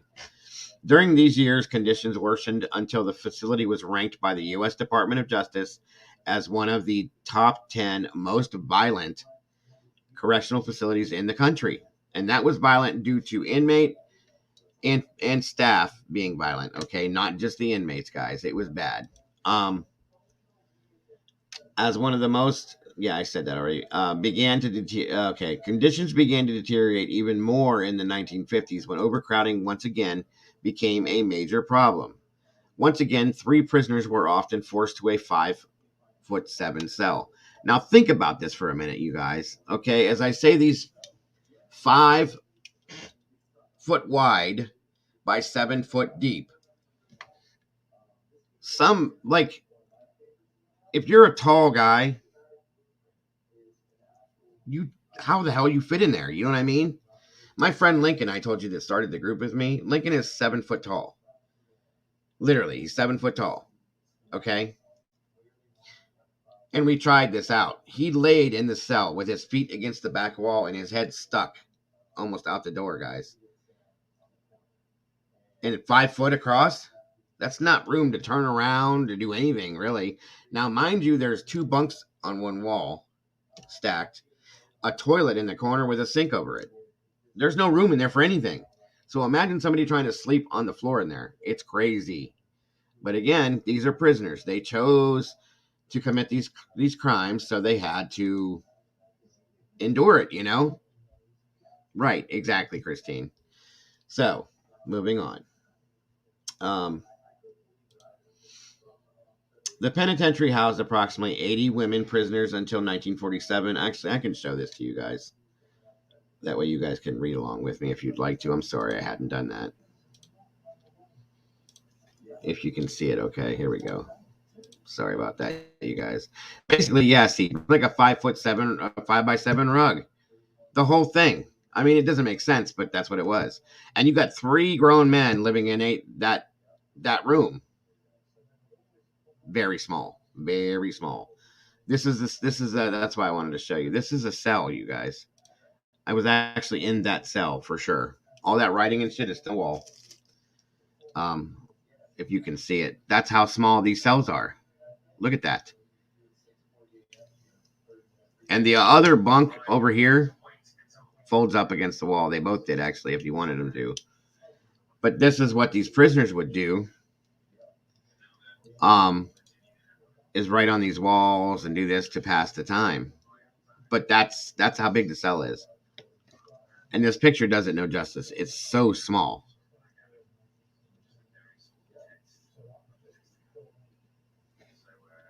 These were the older cells. The newer cells looked a little bit bigger, but this is one of the original old. Um, when a new facility was opened at Pence Springs, West Virginia, and the women were all transferred out, and then it was nothing but a men's prison. The warden and his family continued to live in the administration building until a new dwelling was built just south of the penitentiary. And that was because the warden's family, the wife at that time, was not comfortable living there that close to the prisoners. Turn that down. So that's why that happened.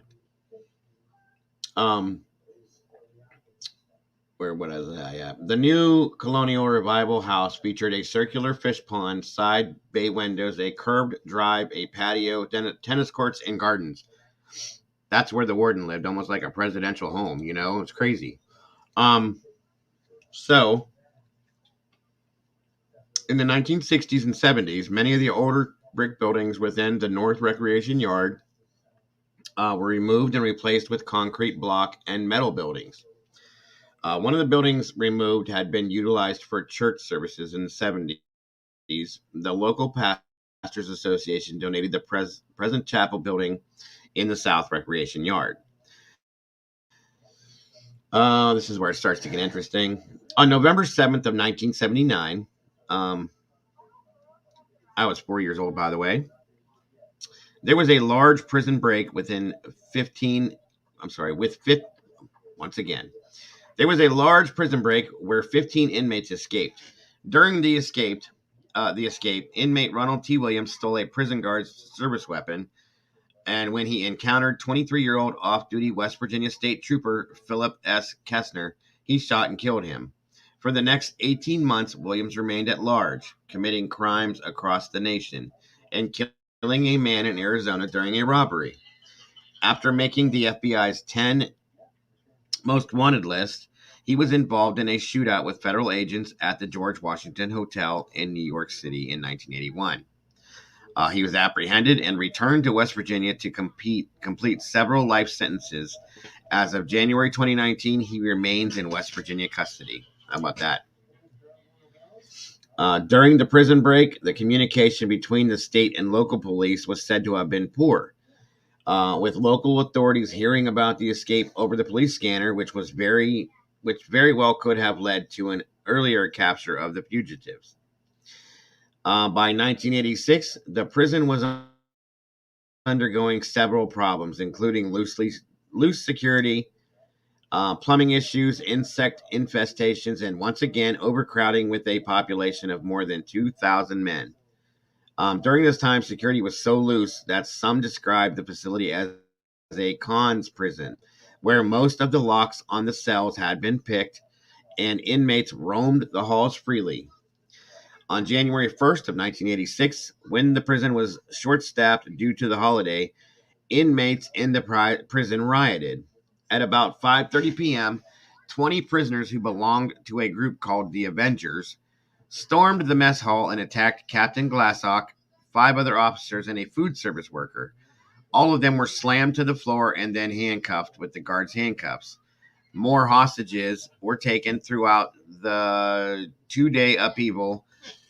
During the riot, 3 inmates were killed. Negotiations with Governor Arch A. Moore, Jr. resulted in a new list of rules and standards on which the prison would operate. None of the hostages were seriously injured.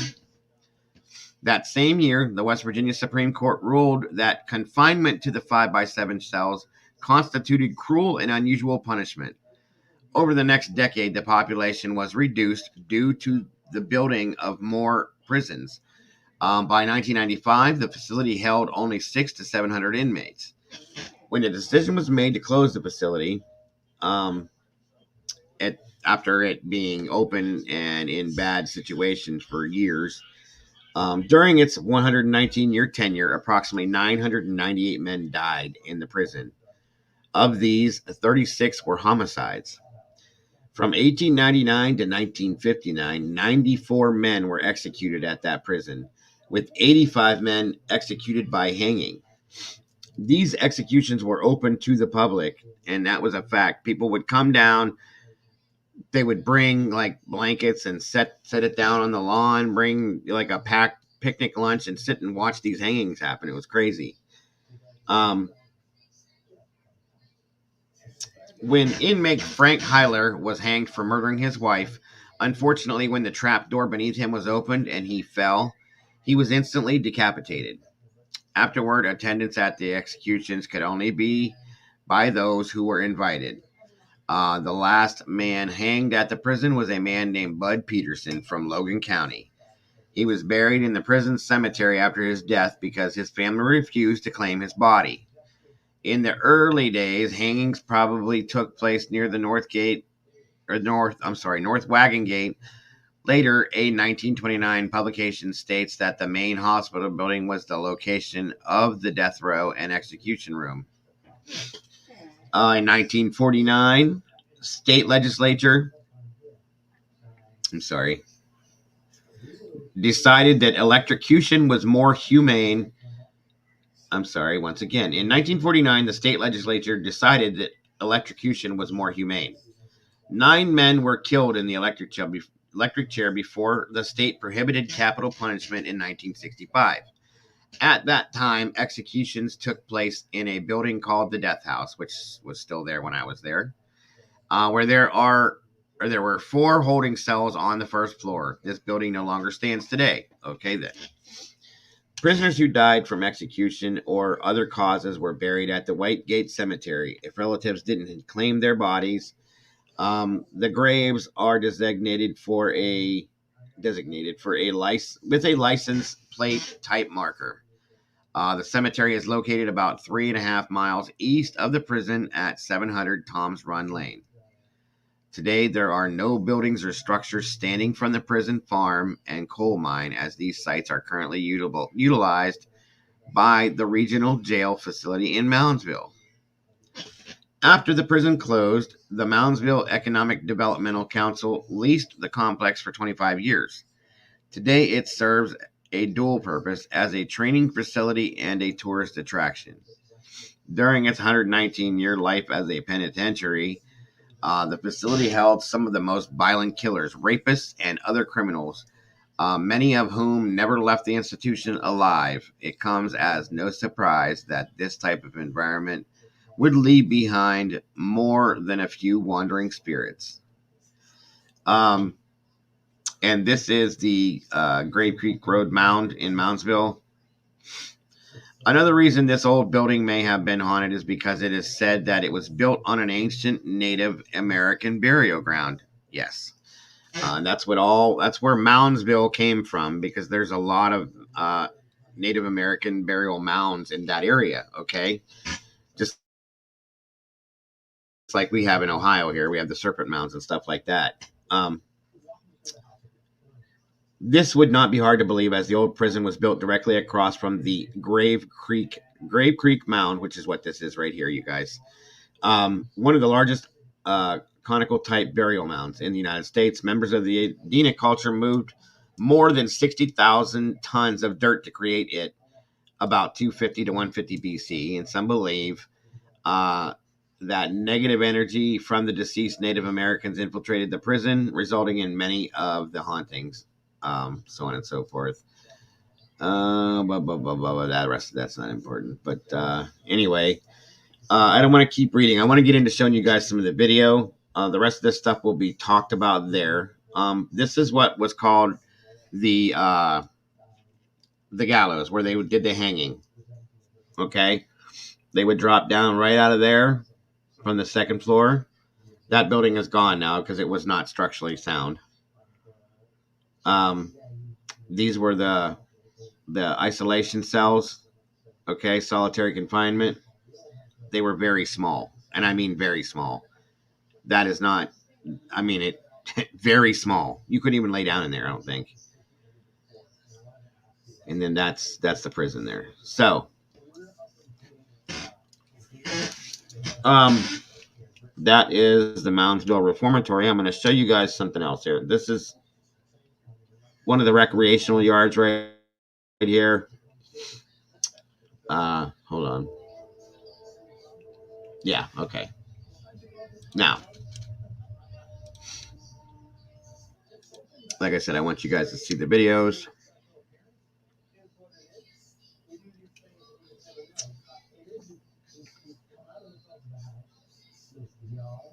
And this, again, guys, this prison was interesting because Charles Manson's mother was in this prison. Okay. And there's a letter that's mounted on one of the walls in there. You can see it was open until 1995. Yes, that's true. And listen, I was going to show you that in a video, but thank you, Holly. Like I said, Charles Manson's mother, he wrote a letter to the board and asked them to transfer him to that prison, which they wouldn't do. And then she died. And you want to know something? When this prison closed, there were still prisoners in there that were not, there were no guards. There was like one person that would make round, or two people, I think it was, they told me, they would make rounds through the entire prison once a day just to check on them, and that they would get food here and there. I mean, it was bad at the very end. Bad. Yes, she died there. He wanted to get transferred there to be close to his mother, and they would not do it. And the letter is still on the wall and behind a glass case in there. Yeah, I got you, Christine. Oh yeah, Huntsville supposedly too does, for sure. Now, let me show you guys some fun stuff here. But that's the story behind the Moundsville Reformatory. I know it gets a little boring. I've seen some people took off, and I'm sorry for that. But I'm just trying to give you guys, like I said, a backstory so you know what I'm talking about when I show you this other stuff. It's kind of crazy.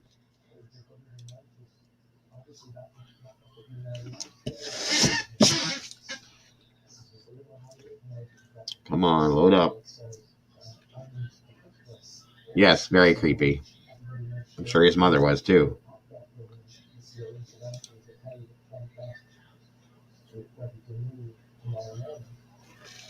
All right.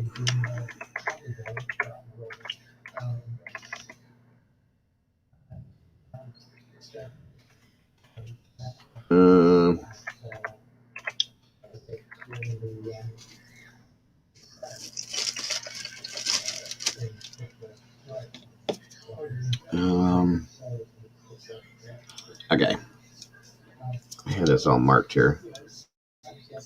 I'm glad you're. All right. And there. You know what? I don't know for sure. I remember it. I can't remember it right now, though. All right. I'll look it up and I'll get it for you, though.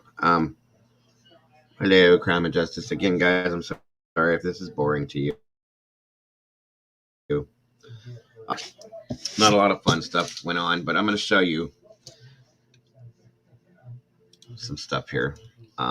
If I can make sure that this one gives me what I want. Yeah, this is the one I had listed in here, American Oddity. Okay. Appalachian Oddity. Okay. Now, we're going to look at the prison during the day. They started getting fed once to twice a day or something. Yeah, absolutely. Absolutely. Sometimes, if even that, like I said, at the very end, the prisoners were left in the prison alone for quite a while, guys. It was crazy. I mean, like I said, they had one or two people in there per side, if even that, to give them food once or twice a day if they were lucky. I mean, there was rats, cockroaches. I mean, everything. It was bad, you guys. It was really, really bad. So, all right, let's see what we got here.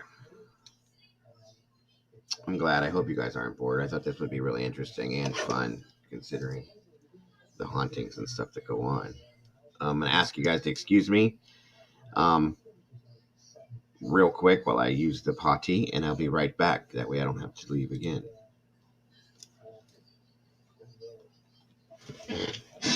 And I shall return in one moment, guys.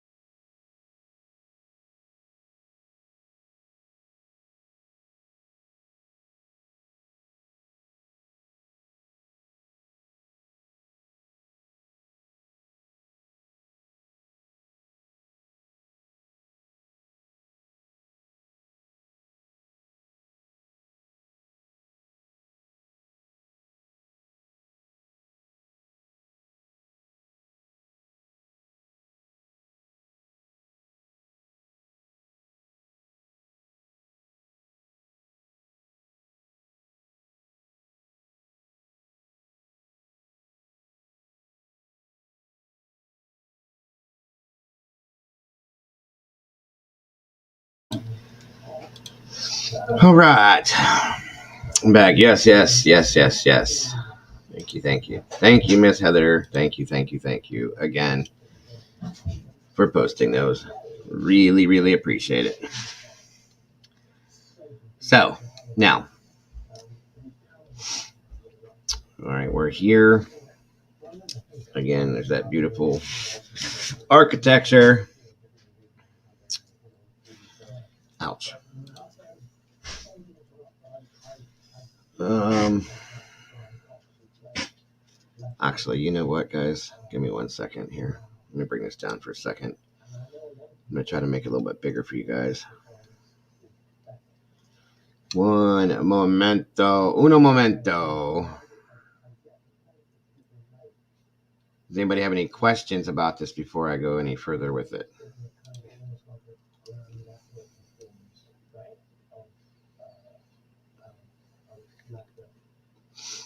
Now I always wash my hands. Your husband said something, let's go there. Oh, you would love it. I'm telling you, it's very interesting.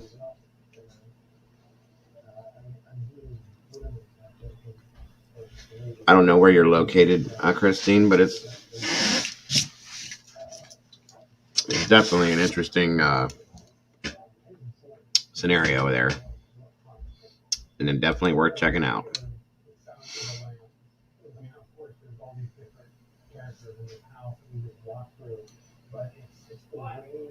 Okay. Kitty Buddy is our PI. Take Buddy on his leash, have him walk through the prison, he'll find it for you. For sure. The day we met, I have a great turn. Okay. Good stuff. Good stuff. Again, guys, if you're enjoying this, if you haven't, please hit the like button, I hope. He just heard you say that. I'm sorry, Christine, but I think you guys would enjoy yourselves there. Seriously. I really do. It was actually a really interesting trip. And they do have, like I said, where you guys can stay the whole night inside there. We took food in there. And, we took breaks for this, that, and you go outside if you want to smoke, if you're a smoker. We went in. We did the whole walkthrough, like I said. I'm going to explain it real quick before I show you the video on it. We did the whole walkthrough.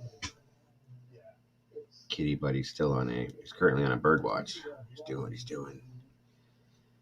And they explained the whole story. It took 2 hours to do the walkthrough during the day. And then they locked us in. No lie. Hopefully in the video they're going to show you, but there's a door that they closed in the front, and they locked us inside the prison from the outside door. It was 9:30, 10 o'clock at night, and they did not come and open that door back up until 7 a.m. No lie. We could get outside in the yard, but you were still fenced in. But we were basically locked down in the prison overnight. It was a very, very, very interesting situation.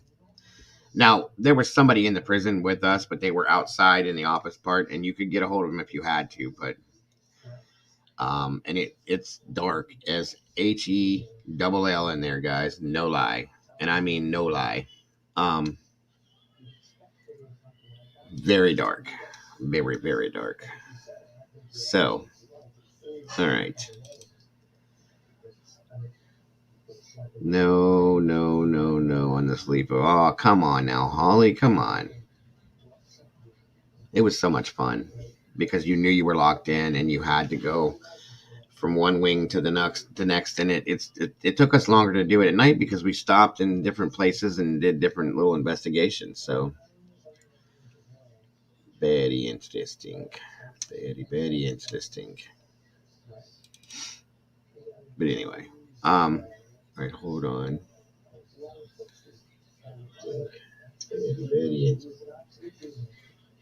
Wait a minute, what did I just do? That's not what I wanted to do. Hold on, guys. I'm sorry. I'm still learning all this technical crap. Please excuse me. My apologies, everybody. Right, you wouldn't be completely alone whatsoever. Never. You're never alone in there, especially downstairs on the one part I'm going to show you. That RD walls. I think he tried to contact my wife. I'll just put it that way. That's all I'm going to say about that one until I get to the point with it, because it was very interesting. Very, very interesting. 1 second here. No, that's not it.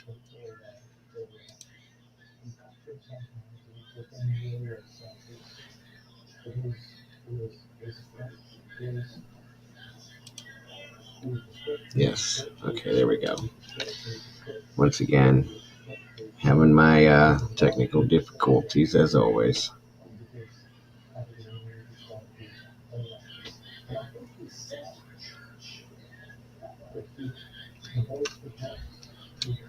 There we go. Okay, now we're starting to get there.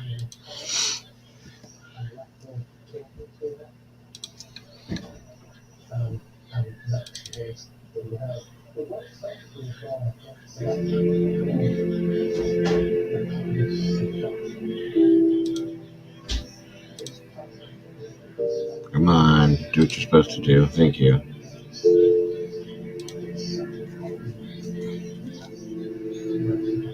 What about your mother?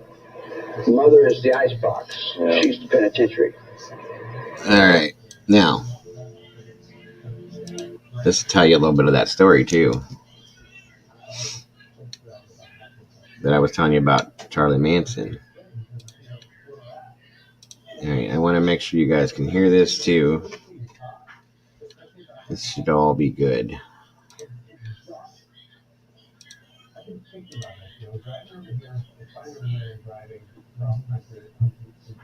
All right.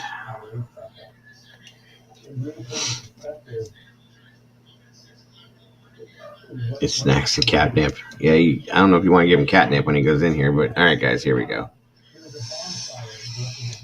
All right. Let me know if you guys are if you can hear it or if you're having problems hearing it.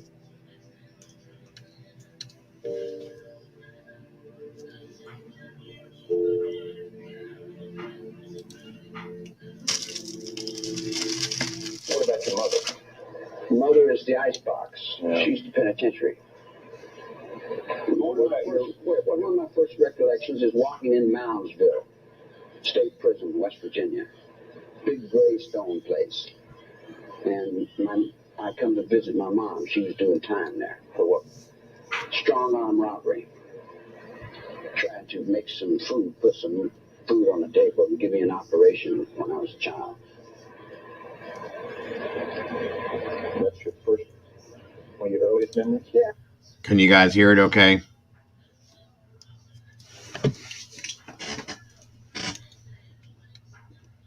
Yes, no?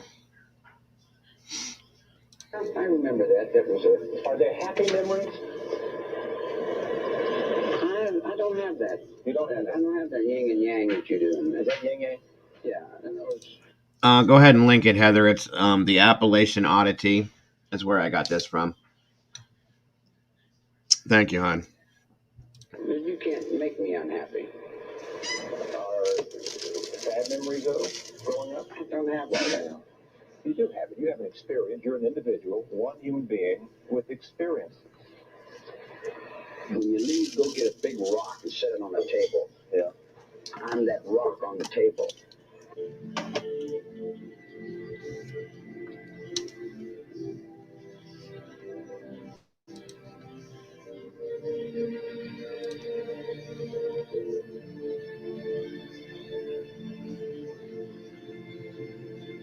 I agree with you on that one, Kitty.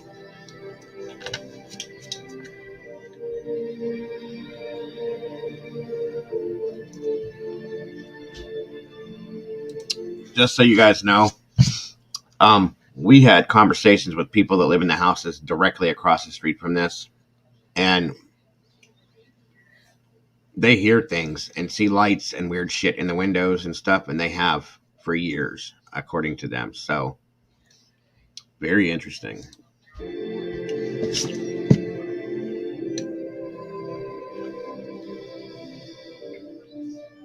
Oh, there's old Sparky.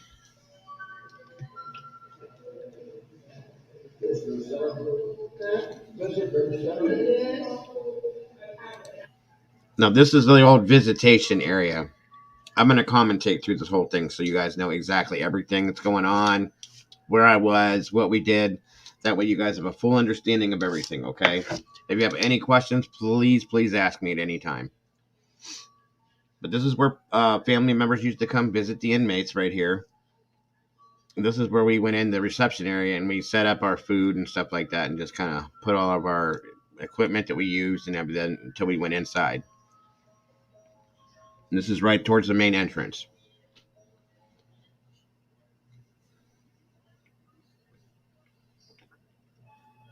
No worries, Kitty.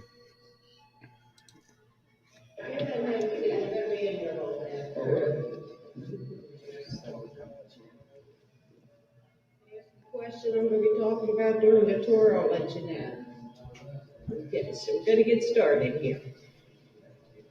Everything started because President Abraham Lincoln gave West Virginia statehood June 20th of 1863. The capital was Wheeling. The felons were all housed in county jails. And the new governor wanted to get them all in one spot. Moundsville was chosen for location for the penitentiary because it was close to the capital at the time. 1866, legislature approved everything, the construction started. Welcome, Donna. Felons from county jails were all put to work in rock quarries in 3 counties. They hand cut all this sandstone and built their new home. They cut the largest stone here, 5.5 feet wide, and put it 6 feet underground. That was supposed to prevent tunnel escapes. It didn't work. There were around 500 escapes from here in 129 years. Okay, they kept all the felons here until they were moved out of here March 17th in 1895. 2 new facilities had been built. Most of them went to a new facility in Fayette County called Mount Olive. It's maximum security. I agree, Denise. Medium security inmates went to Hutchinsville. The rest went to a new facility here in Moundsville. It's the Northern Regional Correctional Center and Jail. Some of it houses state inmates. The rest is county jail for all the northern counties. And where we are right now, we came one contact with. No, this is not my footage, Holly. My footage, unfortunately, was ruined and lost in an old phone and an old camera that we had. 20 hours of visitation a month. If they stayed under 20 for the month, they could visit as long as they like. I wish I still had my footage because it was pretty good. There was a correctional officer or a CO in the cage behind. Now, during your tour, you'll see some beautiful artwork. It's all done by inmates. If you went anywhere near the restrooms in the gift shop, which I don't think some of you did, there's Billy Foster's artwork. If you didn't see it yet, you might want to look at it after your tour. It's the best artwork you're going to see. Details amazing. Billy also did painting here about waterfalls and painting in the hall just outside the window in the set. He came here in 1960. He came in for a robbery. He was 18. He behaved and made parole. Then he came back a second time for larceny. He behaved and made parole again. The third time back was for manslaughter. That time, Billy caught his wife and best friend together during a struggle over a handgun. The friend died. Billy ended up here again. Stayed here then until 92. Spent 28 years stable here. Then he stayed out until he died. He died of cancer, 2005. A friend of his sells the artwork now. Most of that money goes to the family of the victim. Some of it goes to the Cancer Foundation, and the rest goes into the business. And the artwork is really good, by the way, guys. Walk out the door, you're going to see a beautiful painting of the New River Forge Bridge. That one's painted by Danny Hayden. Danny was a gang leader outside of prison. Welcome, Faith. Good to see you. Thanks so much for being here. In here, they had a lot of power. They lost their power, and some of them lost their lives when Aryan Brotherhood took control of this penitentiary in 1996. Danny and a younger friend of his were murdered the Wednesday before Thanksgiving on North Hall. We'll be on North Hall on your tour, and I'll tell you all about the murders right where they happened. Okay, right now I'm going to tell you about executions. Early on in West Virginia, they did hangings in the counties. The counties sold tickets. People would take the kids along to see a hanging. The final hanging in the county happened in Jackson County at Wreck Lake. John Morgan had murdered the widow. Thank you, Christine. I appreciate that. He was hung December 1897. 5,000 tickets were sold, and they went for about $18 a piece. So Jackson. Part of when I took the course to become a paranormal investigator, they teach you how to talk to people and how to explain a lot of it when you have to, because a lot of it you have to explain. People don't understand a lot of these things, okay? So, it comes along with it, and I just, for whatever reason, I've always been able to talk to people, so it works out, I guess. But I appreciate the kind words. I really do, very much. County made one money. What year was that? 1897. Yeah. As I like to say, Jackson County got rich that day. After that, the state took over executions, then they were down here. Yes, it is, Denise. I really do know that feeling. That's why I'm pushing the PayPal and the Cash App so much. It'd be great when this stuff finally goes through next month. It'll help me a lot. Happened in June of 1931. Thank you, Christine, very much. Frank Meyer was a large man with weak neck muscles. When the trap door opened, Frank decapitated. That year, the state made a decision to go to executions. See, I don't like this tour guide. She's not as animated as the last one was. She kind of sounds like she's bored, and I don't like that. So I will narrate a lot of it for you guys. Yeah, I agree, Denise. I do. The gallows had 13 steps. believe me, I've almost, because of bills to come in and this and that, to keep the internet going and the StreamYard and all that stuff too. But thank you again, Miss Heather. If you happen I'm not giving up. Don't worry, guys. I ain't going nowhere. For your tour, if you have time after your tour, there's pictures of everybody that was ever executed here. Well, so the final hangings, 1949. Warden Skeen heard the electric chair was more humane. Didn't know what electric chair even looked like. So he took one of his prisoners that was a carpenter to Ohio State Penitentiary in Columbus. So he could she's not. Chair from their chair. And I apologize for that. Very much so. Didn't stay very popular here, so he had to be. Well, I want her to get moving. I want to show you guys some stuff and tell you some stories, and it'll get more exciting here in a few minutes, guys. I promise. I've done this once before with Heather and Brandy. Heather can tell you it's very interesting. It is. Execution in that chair happened in 1959. There were 9 total. Now, if you saw the movie The Green Mile, you got a pretty good idea what an execution looks like. The buttons you see, and this was all what was. My 5-year-old and 3-year-old grandkids do that too. Were attached to a generator, which won't fit in here. The night before the execution, an electrician will be alone in the death house to activate one of those. The following day, 3 men were chosen. Anyone chosen that refused to push the button would no longer have a job here. West Virginia. And that happened. That definitely happened. Oh yeah, I was just talking about that this morning, hon. I'm going to be doing that here, like within the next couple of days, actually. In the evening, of course, I'm going to be doing it. But for what she's talking about, there had been multiple occasions where men lost their jobs because they chose 3 men to push the button on the electric chair. And if they chose not to, they were terminated immediately. And they brought in after a while, they brought in what they called the executioner. You guys know who that is. With the man with the hood over his head. They didn't necessarily do that, but that was his job. That's all he did, was to flip that switch on the electric chair. And at multiple times that job had to be changed out because that did a mental thing to these people, because they were the ones in charge of ending these prisoners' lives. Okay, so you can only do that so many times, and then it starts to eat at you, probably, I would imagine, if you have any kind of humanity whatsoever. So yeah, you probably, Denise, and that's probably why she's so monotone, because she's done this probably so many times. The person that we spoke with was, like I said, quite a bit more animated, outgoing, and so on and so forth. So it was good. Right.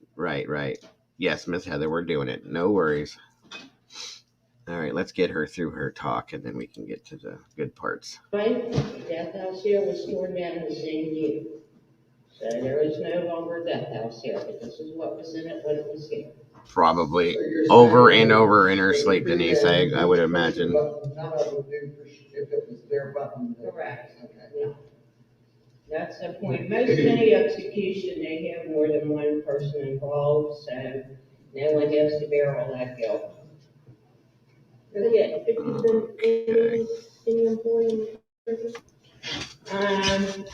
on the prison guards, but it would be like, you probably didn't choose the same person twice. I don't know how they chose them or how they picked them. I just know that there were 3. Always 3. Okay, anything else, guys? You said that when tickets for games were $18 back then, how much would that be today? I wish I knew. I'm gonna say probably 100, several hundred maybe. At least 100. It would be, what I would compare it to is going to a concert for the most popular star in the world. So people seem to like to go see games back then. I don't know if they saved up for them or how they came up with all that money, or any rich people got to do it. I'm not sure, but it was expensive. Another question. I've heard when I was a kid that Moundsville had a choice of getting Morgantown University or prison, and they took the prison. Is that a true story? No. Okay. It was, the reason the prison was built before the university, and the reason Moundsville was chosen for the prison was because it's close to Wheeling. So, yeah, no, that, I always believed that too. My mother went to her grave believing that. Yeah. Most people around here didn't believe that, because that's what we were always told. But then I read an article, after I started working here, I don't even know if it's still there here. I think we do, it's out in the state area. It tells you that, it says prisoner university, and it explains that. It wasn't that way, it was something that started, I don't know when it started, but everybody I know that ever lived around here believed that we had a choice between having a prison or a university, and we chose a prison. But that wasn't the truth, it was just put here because it was close to the capital. So when did the capital go to Charleston? What year was that? I don't know, this is what happened. Early on in the state history, they kept moving back and forth. They'll go to Charleston and come back to Wheeling, and go to Charleston, back to Wheeling. Then they finally settled for Charleston because it's more centrally located in the state than Wheeling is. Anything else, guys? Okay, now we get out here and you look at Unit Lehman's artwork. Take a look at Unit Lehman's picture, and then you'll know who I'm talking about when I'm talking about the guy that was murdered on the top.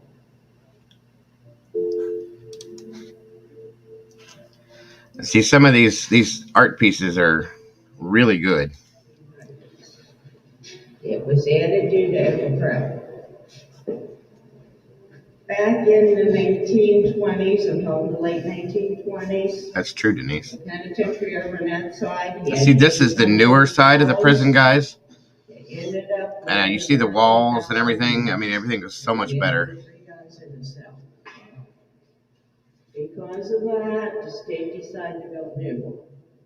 Now, the way they were planning on. Yeah, the artwork, the art pieces in here, a lot of them are really, really nice. They used to let contractors open businesses in here, the prisoners could work for them. The prisoners that were trustees could work outside the prison. And that was putting over $100,000 Yes. a year in the West Virginia's budget. It's a lot of money in it. And you guys can still hear this good, I hope. So they started construction on New Wall early 1929. In October 29, the Great Depression happened. And shortly after that, Congress passed a law that nobody can hire prisoners to work. So that slowed down construction a lot. When World War II happened, they couldn't buy building material. So they didn't end up getting New Wall finished until 30 years later. Completion date was 1959. Now, in the later years here, they all lived on the New Wall side of the prison. We're gonna be on the New Wall cell block before you leave today. That's the last place we're going. So most inmates live on New Wall cell block. They call them their mainline population inmates. That's most of the people here. There's a cell block called Rat Row or PC. Protective custody inmates are normally child molesters or snitches, and they spend 22 hours a day in their cells. Then there's Honor Hall, and that's for the better behaved inmates or trustees. Now, on most days, this is how, as long as these guys weren't in protective custody, they're in their cells all day. They can leave at 8 a.m. and then they have to be back in for bed till 10 p.m. So every hour they have new cell doors for 10 minutes. That 10 minutes they have to get to wherever they need to go or back in their cells. When that's going on, there's 200 to 300 inmates coming through the hallway. There's only one CO with them, and he does not have a weapon. The only CO with a weapon is in there. You can see where the gun ports are. We walk around, you'll see they're on all three sides. You also, if you take a close look at him, you're going to see that he can't see most of the people in the hallway. Yeah. Yeah, we're going to head towards the other side. Good. Let's tell you a little bit about it. Welcome, Lori. In 1886, because this was the captain's office before that. Because Captain Glasgow was one of the hostages during the 86 riot, they moved the captain's office in 86. Guys, as soon as we turn this corner, we'll be in Warren Penitentiary till 1800s.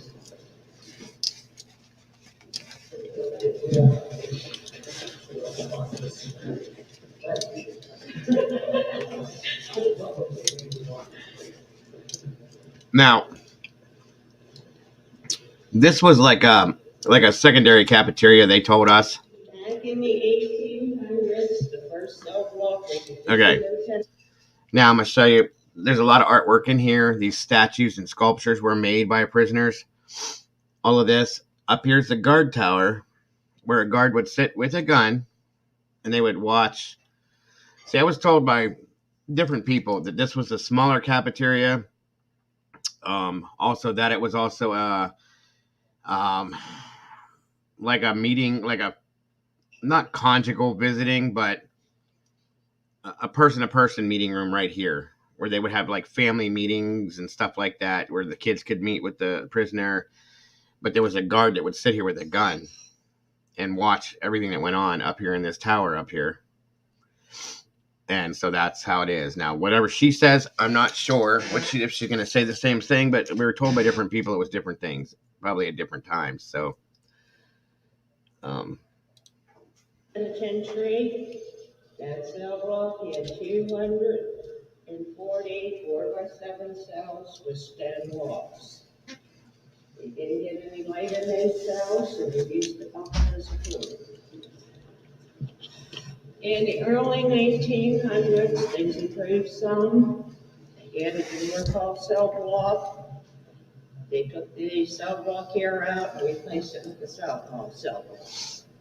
Then they had 800 5x7 steel cells with toilets and sinks. Electricity was put in, they all had light in their cells. Now, South Hall cell block that used to be here was removed in the 70s. You can still see it because when you see North Hall, you're going to see the same cells. When they removed South Hall, they converted the lower level into dining hall and kitchen. Sometimes when guys were cooking in the kitchen, there were rats running across tables. And sometimes they were cooking roaches on mashed potatoes. mm-hmm. Other than that, food was pretty good. So, the worst riot ever started in the dining hall, New Year's Day, 1986. A lot of guys that worked here were partying too much the night before and didn't show up for work. One of the guys that didn't make it to work that day was the guy that was supposed to be up there with a weapon. So when inmates came in with homemade weapons, they were the only ones with weapons. 16 COs and one food service employee were taken hostage.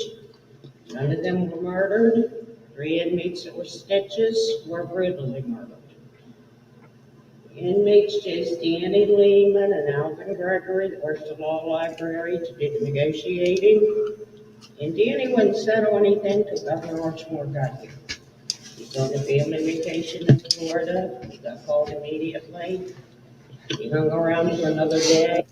Now, the riot, you guys, was incited due to the fact that the prison was in such bad shape, and that the living situation was horrible for the prisoners.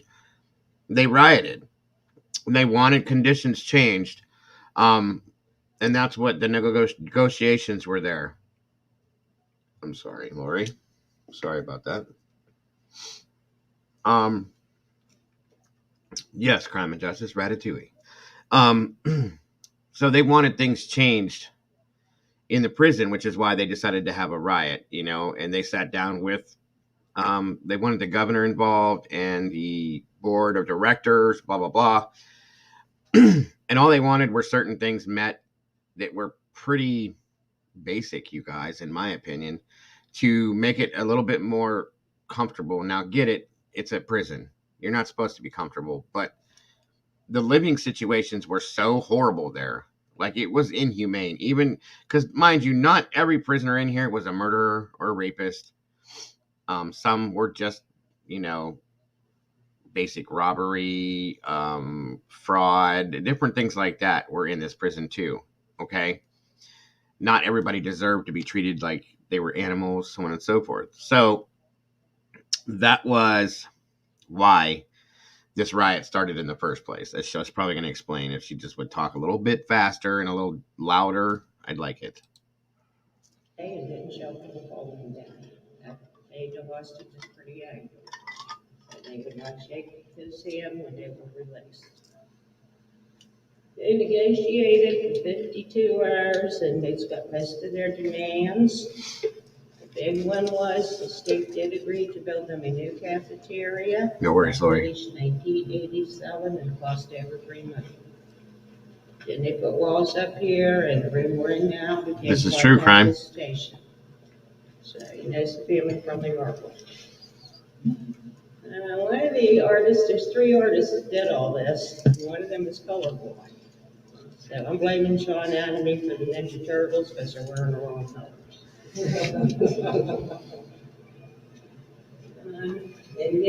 you all know about the mountain across the street from here? Yeah. You girls know about it? That big hill across here, did you see it? If you look out the window there, you can see it. That's an ancient Indian burial mound.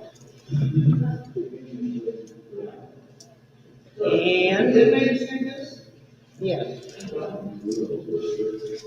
And there's a museum, every girls are interested in Indian history, there's a lot of artifacts over there.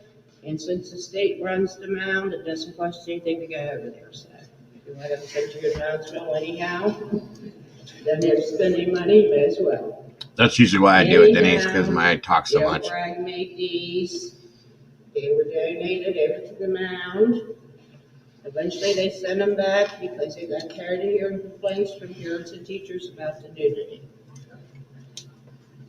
And about 9 years ago, this is a training center for military correctional officers, anybody that's involved in law enforcement.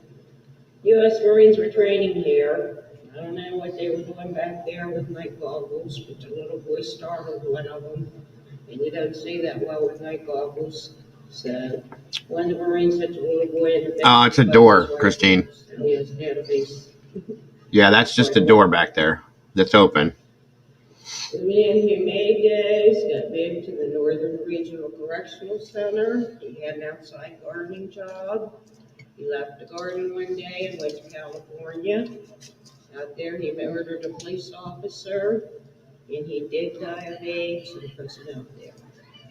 Okay, guys, we're gonna have this like, I take that away the cafeteria that has, they got everything.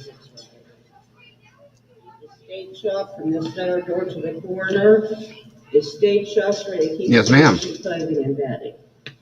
So when you're getting your clothing and bedding, it's passed out through here. Actually, the president's very haunted, and I call this guy Jasper.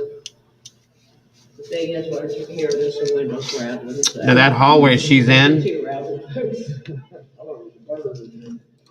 that's called the Great Hall. They should be showing it a different way. I wish they would. Okay, hold on. See if I can show you. Let's try this again. Actually, the president's very haunted, and I call this guy Jasper. The thing is, once you hear this, the windows rattling. So don't get too rattled, folks. Right here. Okay, this is a lot longer. They've already walked halfway down. Thank you very much, Miss Heather. So from the clear down this end, you can look down there. The ghost hunting show years ago. Good afternoon, Raynona. Good to see you, hon. Took a picture of who they call the Shadow Man coming out this door, looking out this door that they're getting ready to walk into from the cafeteria. Big deal.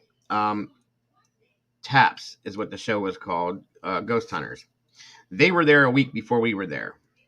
And Ghost Adventures was there a week after my group was there. But this is where they got the picture of the Shadow Man from Taps, turning and looking around the corner. And that picture's all over the place now. So just giving you a little fun little fact. The door they're getting ready to walk into is where they got the picture of him, down there at the end of the hall. Right there.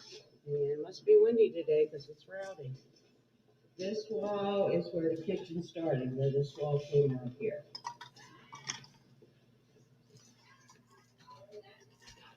The nurse is in here, puts her meds in there and slides it out. Somebody watches them take meds. And that's a good thing, but it didn't really matter because there were all kind of drugs being smuggled into here all kind of ways. There's the cafeteria.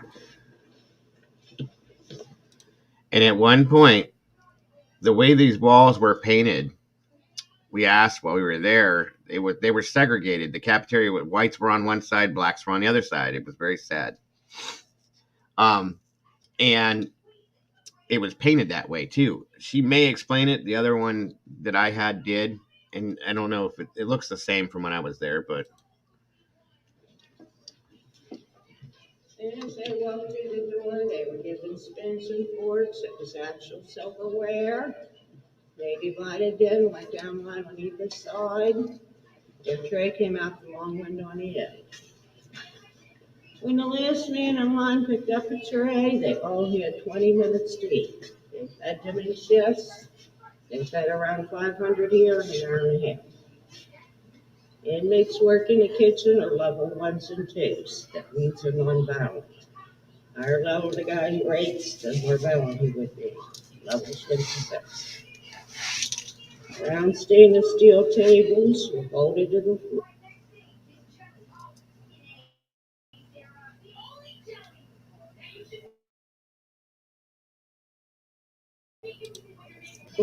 Seats were bolted to table. it's going home. They had a salad bar coming off the center post right Called the there. Moundsville Reformatory or the West Virginia State Penitentiary. Now the employees ate in here also.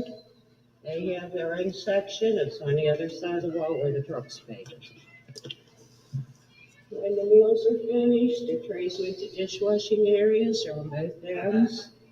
They had to get the spoon and fork back to the door. You see out the door, watch the guy put his spoon in one pan, his fork in the other. They didn't let anybody out of here until the spoons and forks were all counted.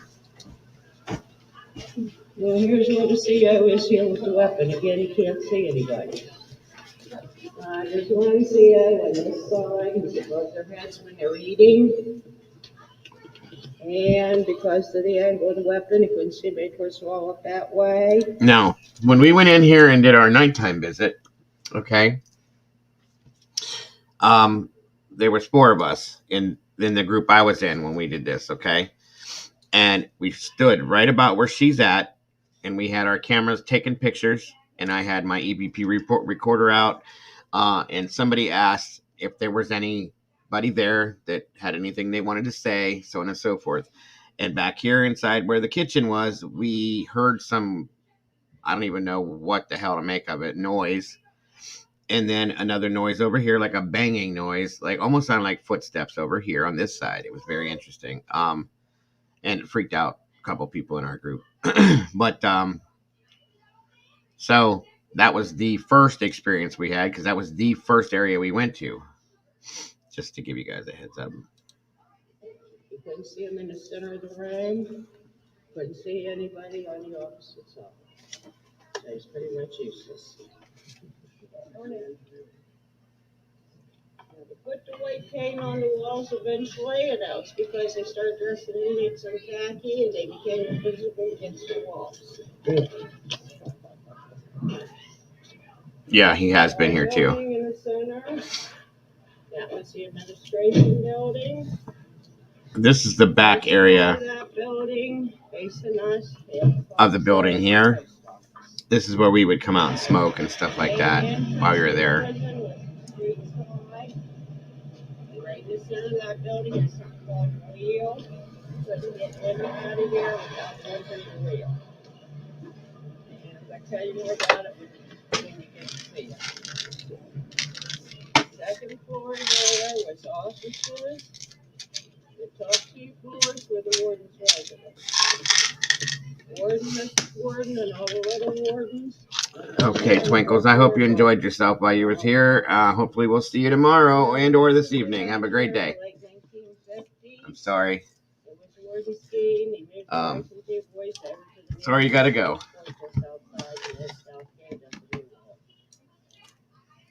This end was the cell block. The one that was removed in the 70s. After being removed, they put a hospital and infirmary on the upper level. I'm sorry to hear that, Kitty. At this end, there's doctor's offices, then examining rooms, then the hospital ward, then the psych. Sorry. Nurses were always working. Doctors, dentists, and optometrists came in twice a week. Psychiatrists, psychologists went once a week. Thank you, Twinkles. I appreciate that. For 18-year-old dental hygiene students from West Liberty State College. Yeah, they need to replace her. I'm sorry. I'm sure she's a sweet lady. She's not good for what she's doing. She just isn't. I'm sorry. Different jobs and different pay rates. Most of you guys here work an 8-hour day. They average down to about $1.25 a day. All right, come on now. Let's move forward with this. Make license plates. I'm being careful here. Sorry, guys. I'm moving her along with some of the boring stuff. Brother Charlie Zucker were in for Now, Charlie grew up around here. He had an aunt and uncle in California here in McMecken. Charlie wanted to come back. Stop in the museum after your tour. You can read the letter that Warden Kirk received from Charles Manson in 1983. He's asking to be back in California again. Can't get no mercy in California. Please answer Charles Manson. Warden Kircher's answer was, Dear Charlie, when hell frees us over. That's what it said, too. That was when Charlie Manson tried to get transferred here.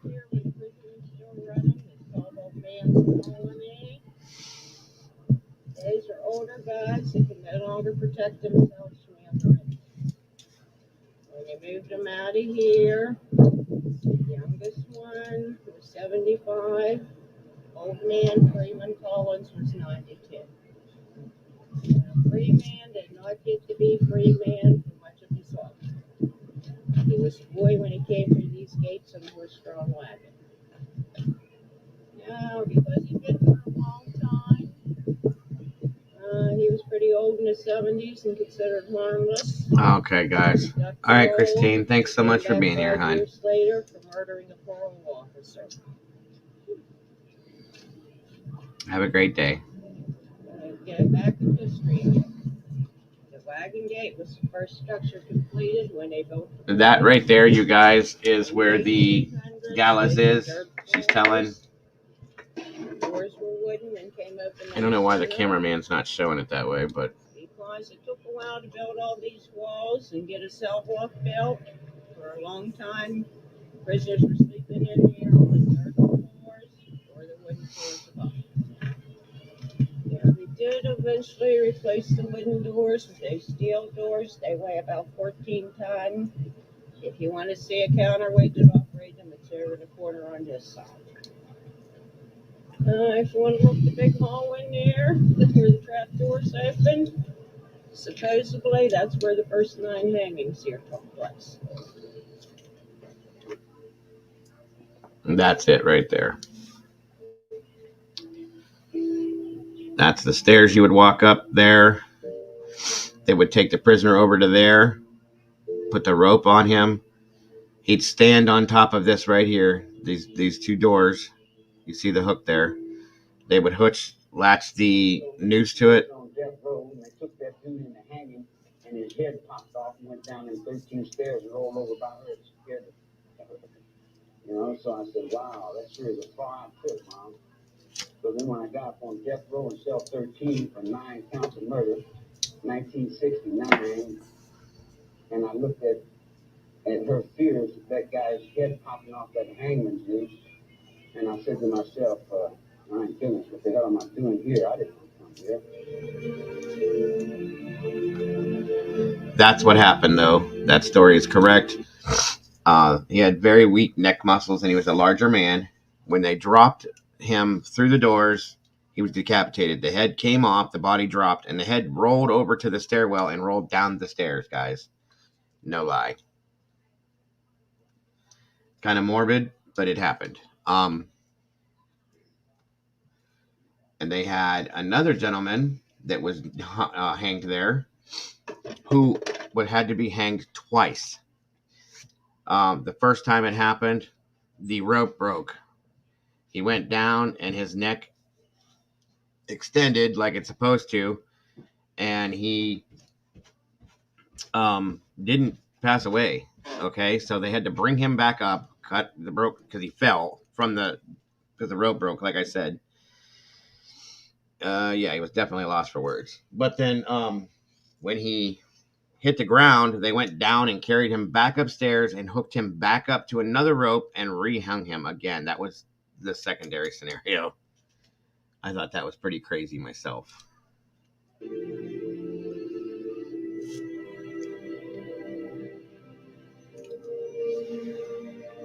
And then they got rid of that and got the electric. Yes, it was very gross, Heather. That's cell block A. I think that was Red's cell. This is how they put them in. Now look how small these cells are, guys. I was telling you about it. Look. There's 3 guys in this hole? 3 guys in one cell. There were in 1920s and 30s. Yeah. Got you there, Mike. Sounds good, brother. I'll check into them too. In 50s, because they didn't get new wall finished till 59. Good to see you, There dude. 3 guys in there for a long time. Good to have you here. The foremost Valen inmates. Like I said, we're taking a little break today from the norm just to get away from some of the depressing sadness we deal with on a regular. They were named Red, White, Blue, and Rusty. That's true. The most powerful inmate in the penitentiary was Red Snyder. Red Snyder. I believe Red was the leader of Aryan Brotherhood. I was in his cell. Red and Rusty Laster could normally play well together, so they were the only 2 allowed to be on the yard together. Now, the problem with that is Rusty is Blue's punk, and he takes his orders from Blue. Blue wanted Red to die, and Rusty got the order to do Red's murder. Red's murder happened in the afternoon, November 19th, 1992. The CO came back and unlocked Red's door and Rusty's door. The COs are out of here before the doors open. Because of the slam rod. See the slam rod going above the doors? That's Red's cell right there. They came open that afternoon. Rusty ran into Red's cell with the weapon he had got from his bed and stabbed Red 37 times. Yeah. And the place is haunted, and Red is one of the spirits is still here. Now, we went into that cell in our nighttime investigation. No worries, Kitty. And we did EVPs in there, and the guy that was with me, my friend Lincoln, he did a camera shoot in the mirror and caught something. I wish I had this stuff to show you guys. Caught something on the camera in the mirror, and there were definitely noises coming from the EVP session when we did it. That's when they decided they can't retry a death. That's correct, Denise. See, Denise knows what she's talking about. But anyway, so that's what happened when we did our investigation into Red's cell. And I'll tell you guys right now, at nighttime, it was 11:30 at night. It was pitch black in there other than our flashlights. I was sitting on his bunk, okay? And there's just a weird energy. And I mean, very weird energy that just kind of engulfs you when you're sitting in there. It's very thick, like a heavy feeling. It's very weird. That's correct, Denise. That's absolutely correct. Yep.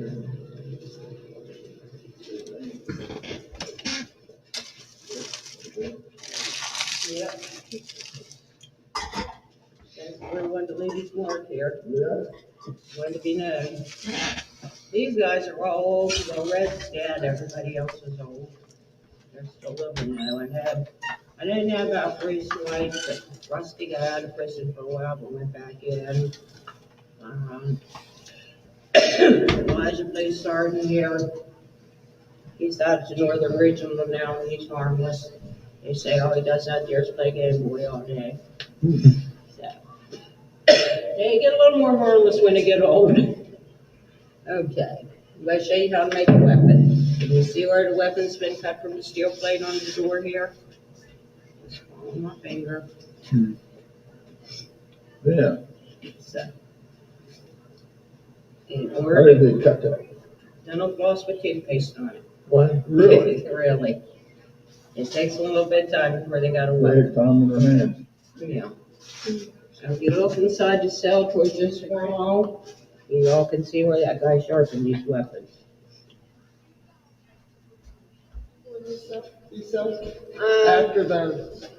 After the crowd got Well, yeah, at this stage, like, a normal cell block until the 70s. And there were two people, in the cell. Oh, I sure did, Raydona. And at some point in time, the law said they couldn't force you guys, I don't know if that was 60s or 70s. I'm saying probably 70s because really civil rights got big then. They could not force two men to share 507. They could ask them if they would volunteer to share a cell, but they couldn't make them share a cell. They put steel mesh on the cell doors and put all this fencing up to protect COs.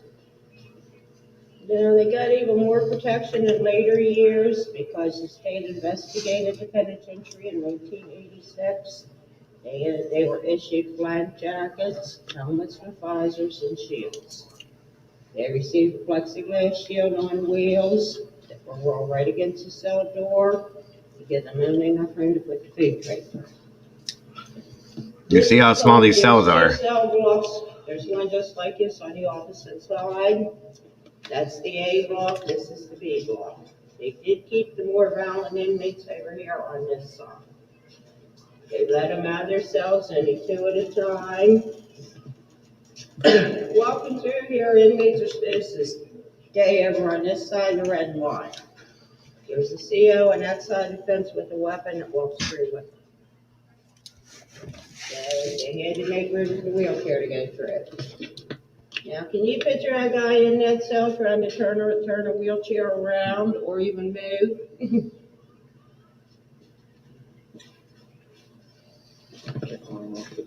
Very tight fit. Very tight fit. In the case There's nothing wrong with that, here, Denise. The arm you see right there is what controls that slam rod that's running above the steel doors. It's only controlled by manpower. This is the common locking system in older prisons, and this is the reason prisons are called the slammer. Okay, guys, I'm gonna bring you on this side now. Okay, because they were responsible for the 86 crime. Problem with that is there's a lot of Aryan Brotherhood here. I don't know how much y'all know about Aryan Brotherhood, but they're really bad people. And they will control. It was. They won't kill anybody that gets in their way. And they operate like organized crime. So when Avengers got moved here, they got hurt or murdered. Danny was moved to the first cell over here in the 8th block right after the riot. 2 months before the murders, Danny's younger friend, Michael McMillan, had been transferred here from Huttonsville. Michael was a good-looking 26-year-old who could have been paroled the following year, but he wasn't alive. He wasn't a target, he just ended up in the wrong place that day. The plan was to get Danny to the back of the cell block alone. They used a man that was friendly with Danny to get him back there. 2 men were hid, one of them grabbed Danny from behind, one of them was stabbing. Michael was crossing over back there when this was all going on, and he got stabbed in the back. The weapon hit a main artery that went to Michael's heart. I talked to the EMT that took him to the hospital. He had already bled out by the time he got him into the hospital. Danny was taken to Ohio Valley Medical Center in Wheeling on November 26th. November 28th, Danny was pronounced brain dead and disconnected from machines. It was a long, narrow weapon, I'm guessing a piece of fencing. The weapon went into Danny's eye and came out the back of his head. Now, I'm going to tell you the other side of the story because the guy supervising his cell block that year let this all happen. On a report that I read that went to the state that year, the report came from the COs working the cell block. They said the supervisor wasn't keeping cell doors locked. So, when they took Danny back there, the guys in the back had their cell doors open so nobody could see back there. He wasn't doing strip search, so it got easy to get weapons in. When they were out on the yard, they would get the guys working in Industries building to smuggle things out of there. That's a fact, Denise. The easiest thing to get out of there and back here were packages of razor blades. Mm. I'd wrap some tape around razor blades, shove them in his pocket, drop it on the fence here. The men here got them back in here under their tongues.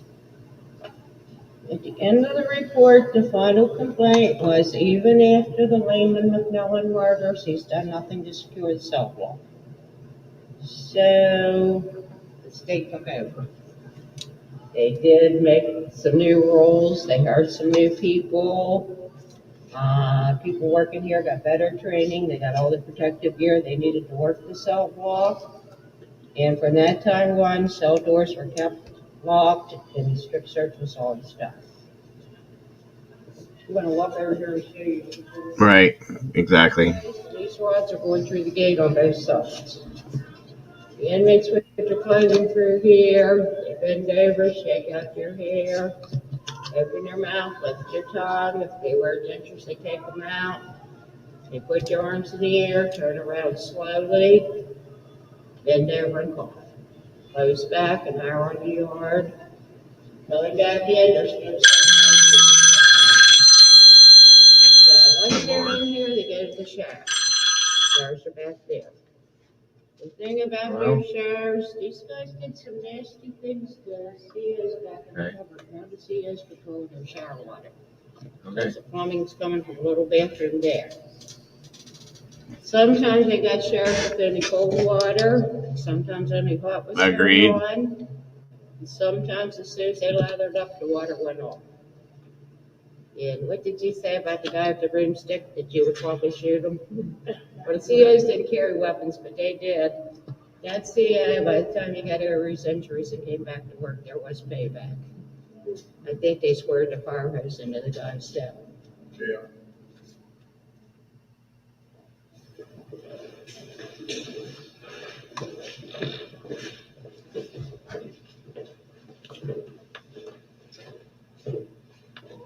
If you want on here, you can get on it. This is the wheel I'm talking about. This is how everybody get in and out of the prison. It was put in here. It would.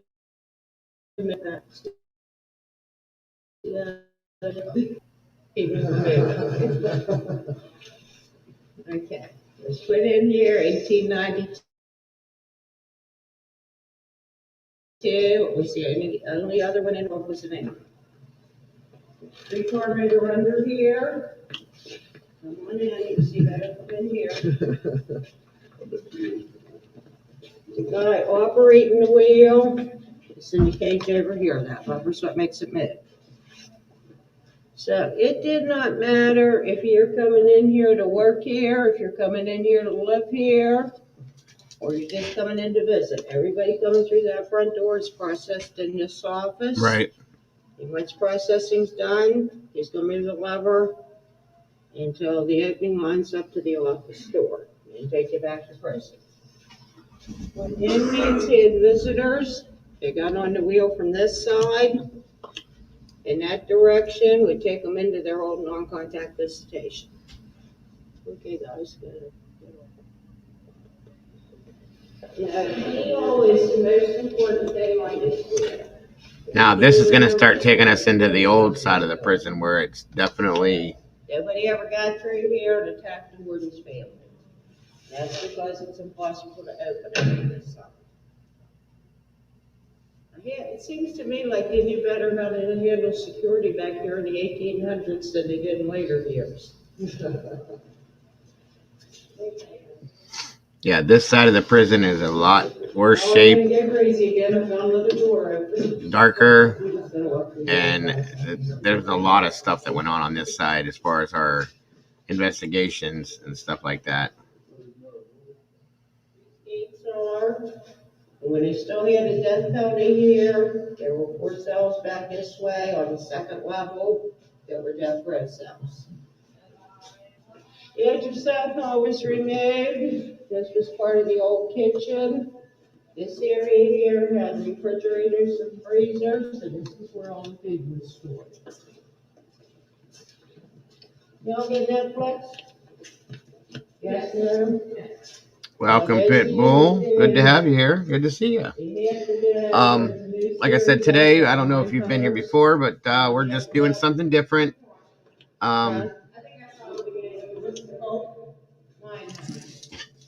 Sure, can, Brock. 1 second. I'm sorry.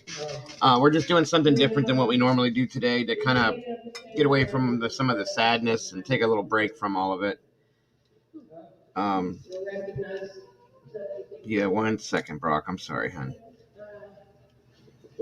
FBI first, one guy's supposed to get the one, it's when the FBI first got into criminal profiling. Something like what they do on, Criminal Minds. Yeah, I knew. I watched that show and the name wouldn't come into my mind. I remember everything about the prison, but at the outside world, I get lost.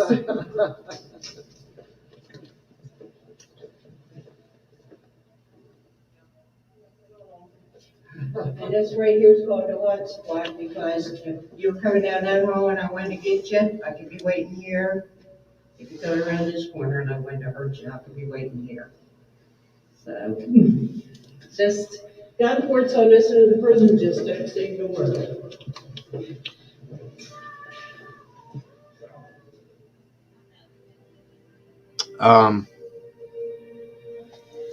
One second, please.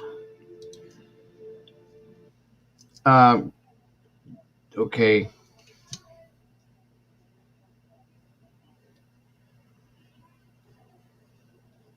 Okay, I understand, Brock. Yeah, I personally have nothing. That's why I've been posting my PayPal and Cash Apps. There's, I'm working on getting my bills paid to keep this running. Otherwise, you're welcome to put your Cash App or your PayPal in here if you want to, Brock. If anybody's able to help you in that sense, you're more than welcome to. I'm sorry, I can't do anything specifically for you. I guess. Is this meaning that you want me to go ahead and speak about what the problem is, Brock, or?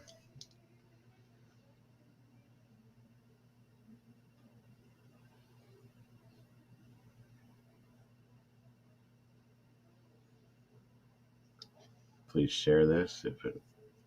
I understand it's embarrassment.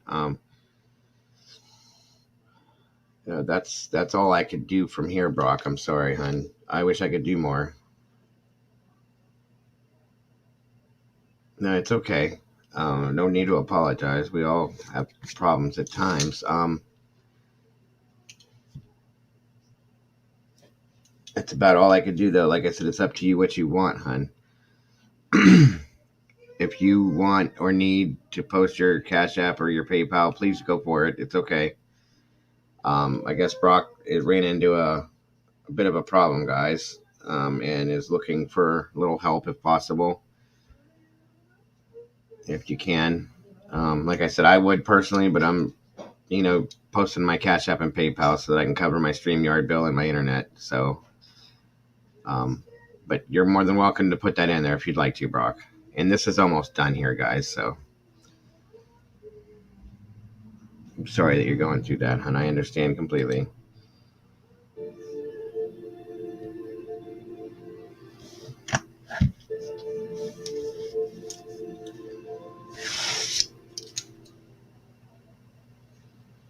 On this end of the prison, can be out of their cells all day, and they can be out in their yard anytime they want to be. It's different than the guys on North Hall. And that's the difference. North Hall was like football. the North Hall. The first side of the prison we saw was the 23-hour lockdown. It was pretty hardcore. And this side was more relaxed for the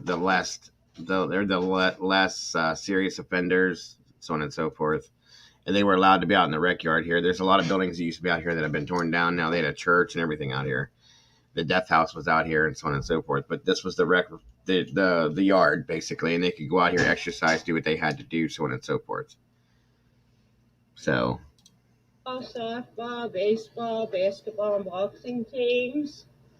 Local men came in here and played sports against inmates. Actually, John Marshall, local high school football team, used to come in here and play against the inmates. The things are open to the public. You can bust out of here and play outside of prison. Now the chapel over there, it was built by Christian inmates. 1980, the local church's help, they donated $20,000 to the penitentiary. Christian inmates had their own money. And she's having some form of a problem, Heather. I'm sorry. Where she needs a little bit of help. She asked me to share it. And I, like I said, there's nothing I can do personally, but I said she can drop her, or she can give me to put in there her PayPal or Cash App if she has those, and maybe she can get help that way. That's all I can do in this end of things. Thank you, sis. Well, you got that figured out. Anything they didn't want to get caught doing happened to. The reason the walls came down, there was a man here, pretty well known for being a troublemaker, Rusty's Mouth. When they found him in there, he was still breathing.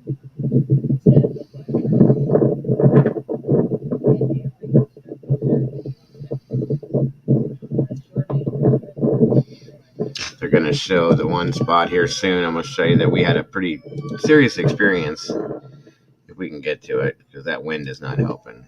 Hold on. Already, I'm going to take in the cell block at this end. Cell block at this end, you can get yourself locked up if you want to.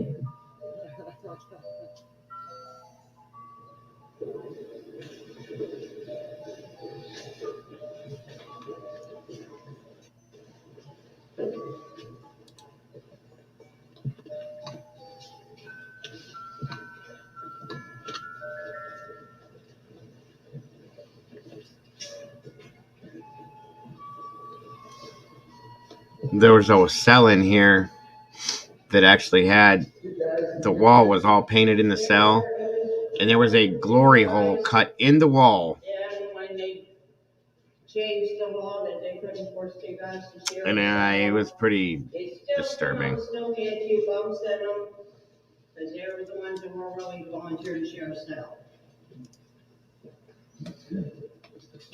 The new wall is towards the cell block here. You guys have here, they're called mainline population inmates. What we have is 4 cell blocks the size of the one we're in. No. This has been closed down since 95, 96, Pitbull. This is a prison that I did a ghost hunt in. Hannibal Lecter's your cellmate. Oh, I see. There's the problem with there being so many cells and 4 cell blocks. There's as little as 3 COs working a shift. There's never more than 5. So they just can't be everywhere. COs working here, have as much control here as inmates let them have. No, yes, thank you once again, Miss Heather. So you guys, any of you want to lock in? Yes. Okay, get yourself in the cells. Which one? Stay down this way. Anyone down this way. Again, guys, for those of you that haven't been in here, I'm still posting the PayPal and the Cash App for myself. 1 second, everybody. Hello. Okay, stay put, stay back away from the doors. Hello? What we're gonna do is I won't open back up, Larry. Hello? Sir. I'm still posting the PayPal Cash Apps because yes, I'm monetized now, but nothing's going to come in for another month or so, and I'm still trying to make sure I can pay the bills and stuff, guys. So that's why I'm still posting these up here like that. So any help or if anybody wants to support me, I appreciate you. If not, no worries, I get it. And support the channel; it's much appreciated, guys. Thank you very much. Mess up sometimes.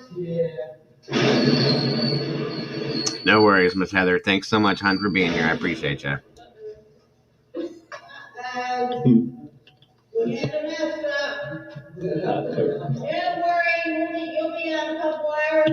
We got a full staff of maintenance today, I just have to find them. Okay. Have a great day, Heather. We love you. I just can't imagine spending my life in a room that small. Free. It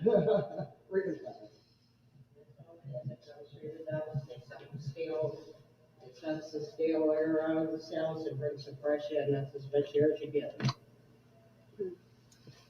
Okay. The guys living here normally painted their cells.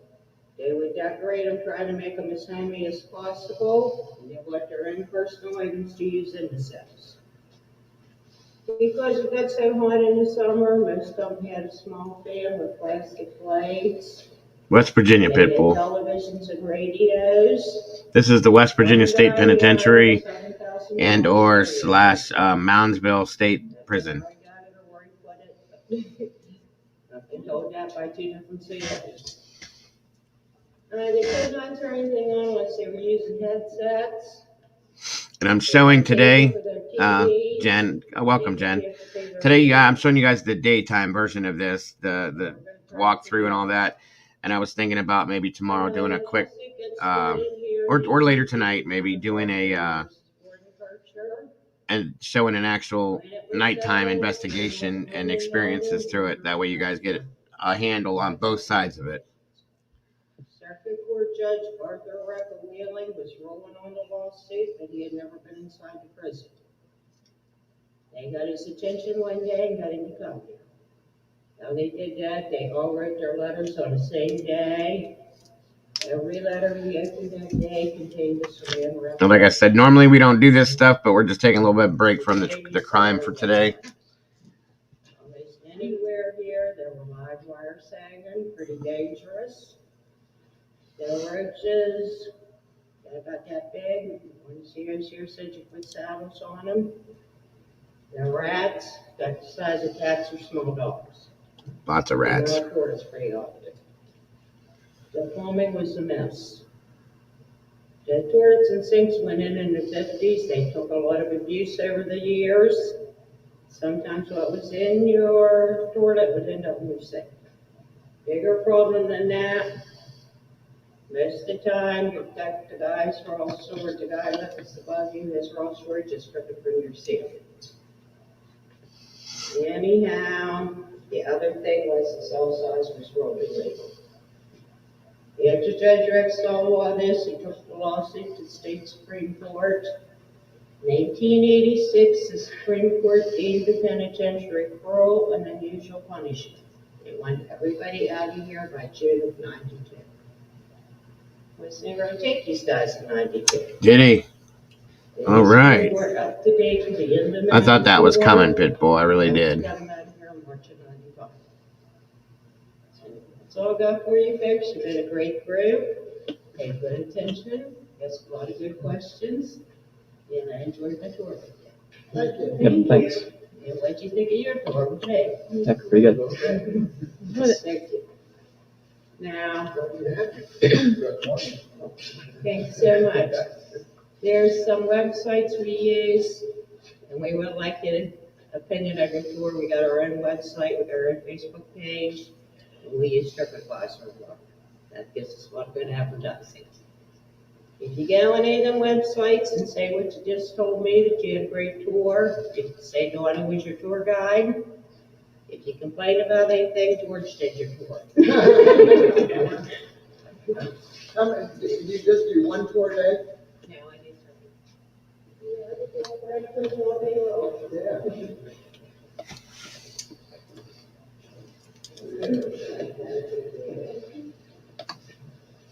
And that's pretty much the whole facility in the daytime, you guys.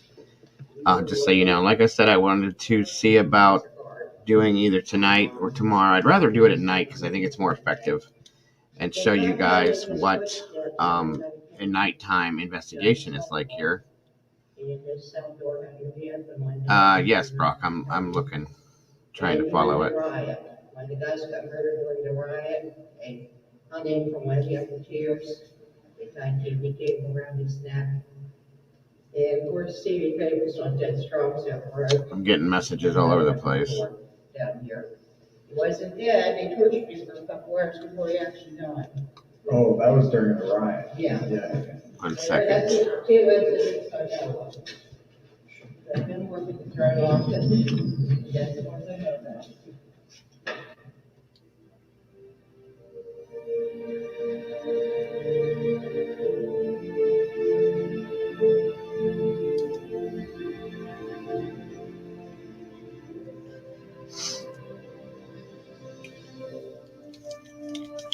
So like I said, guys, I'm looking, Brock. No worries. That was the facility during the day. And I would like to show you guys at nighttime what it's like to do a investigation in there in the evenings. When it's blacked out, everything's different. It is a whole different experience than what you do when you go through during the day. I'm promising you. And it was a very interesting situation, in my opinion, what we experienced and how. And mind you guys, when I went in through this, I went in as a skeptic, okay? Well, there was an experience that my wife had in there where it made me think a little differently, just a little bit. The person that, they didn't touch on it, but I'm going to. I'm looking. I don't see anything, Brock. Unless it went into another part of my messaging. Hold on a second here. 1 second.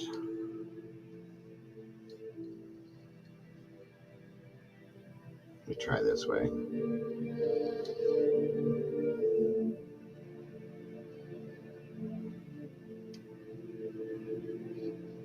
I think this is you.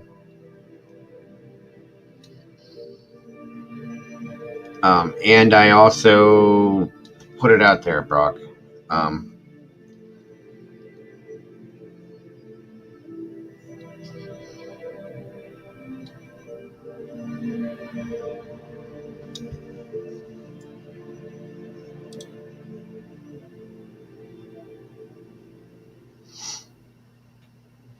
Now, there's a difference at night than there is in the daytime. Anyway, that's the history on the penitentiary. And like I said, my ghost hunting group went through there. It was an interesting situation, you guys. It was a whole different animal. And we had some interesting interactions, I'll put it that way. There was one in particular inmate. His name was R.D. Walls. She had talked about that early on. And he was a snitch, full blown. He was the warden's pet, per se. And the warden allowed him to live downstairs in the boiler room as long. He took care of the boiler and kept the place heated and this and that. And he kind of pretty much had free roam of the downstairs area, the kind of like a basement, per se. The boiler room, in essence, that's what it was. Well, one day, 3 inmates got out, went down there, right around where the Sugar Shack is, which is the recreational area I think I showed you guys.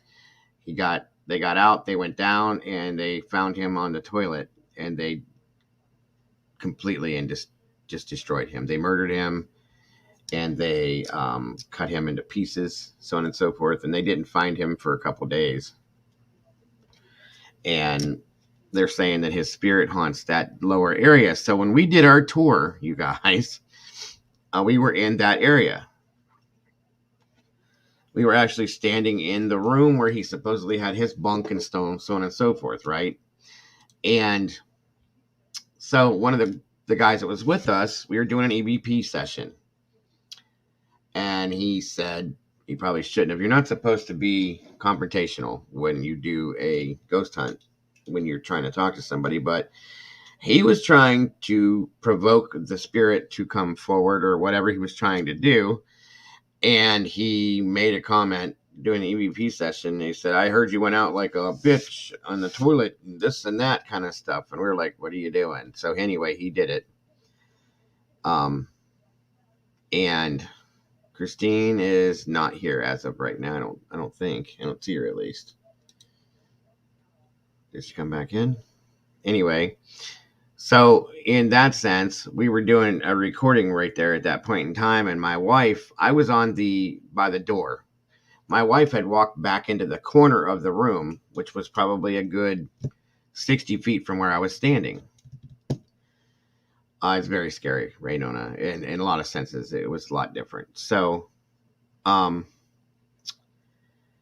wife, throughout the tour, we were kind of teasing around with everybody with each other, about ghosts and stuff. And she's at 60 feet from me, standing in the back corner of where that area was, and I was by the door holding a camera and a EVP recorder. And he asked the questions, and at that point, my wife said, what are you doing? Stop doing that, Joe. And I said, what are you talking about? And I was 60 feet away from her, and she was like, wait, what? She couldn't see me because it was so dark in there.